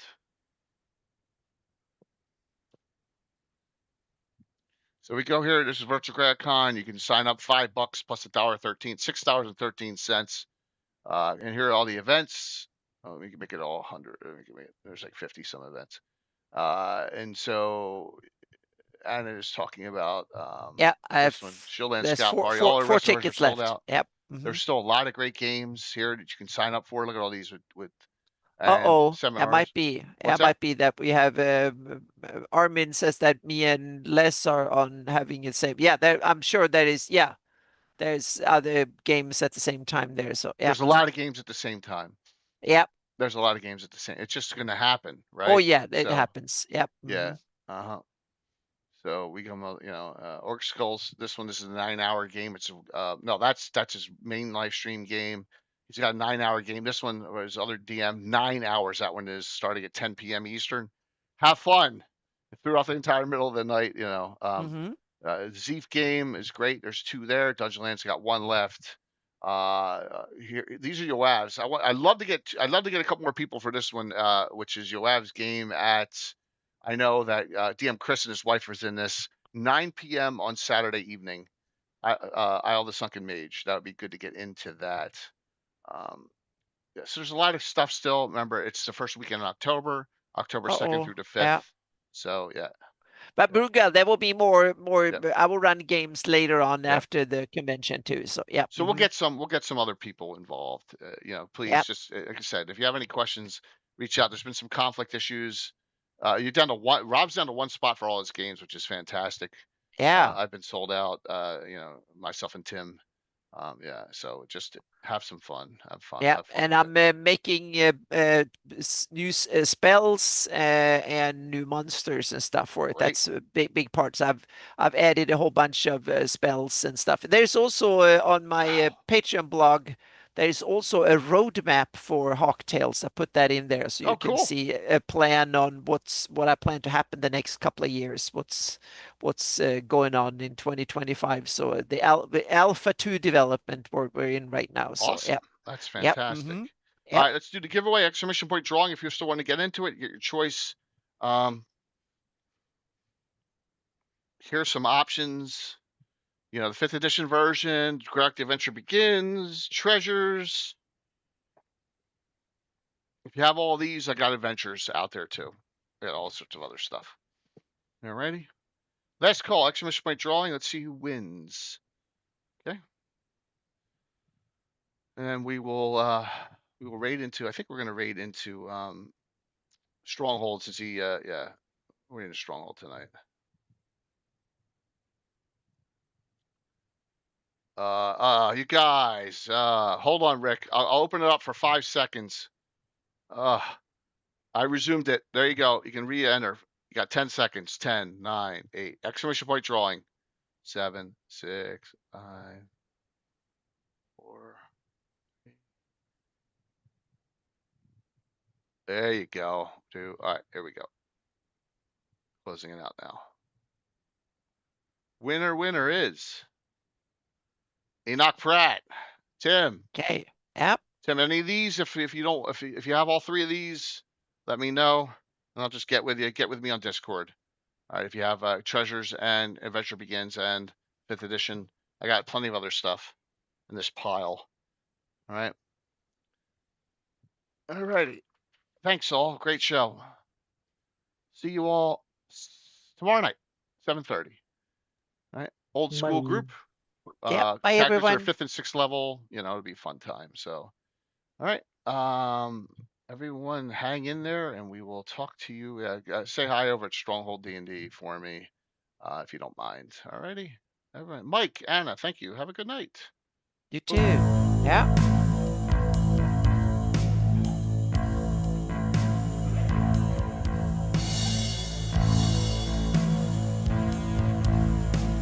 Oh, thank you, Jeff. Yeah. Dun.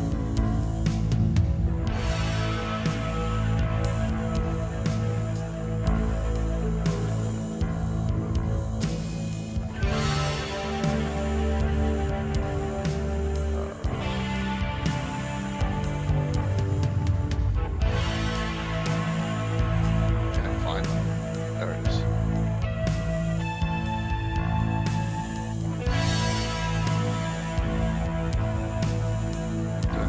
Okay. 5, 4, 3, 2, 1. See you tomorrow night. $50 gift certificate to Everon Games tomorrow night. Have a good one.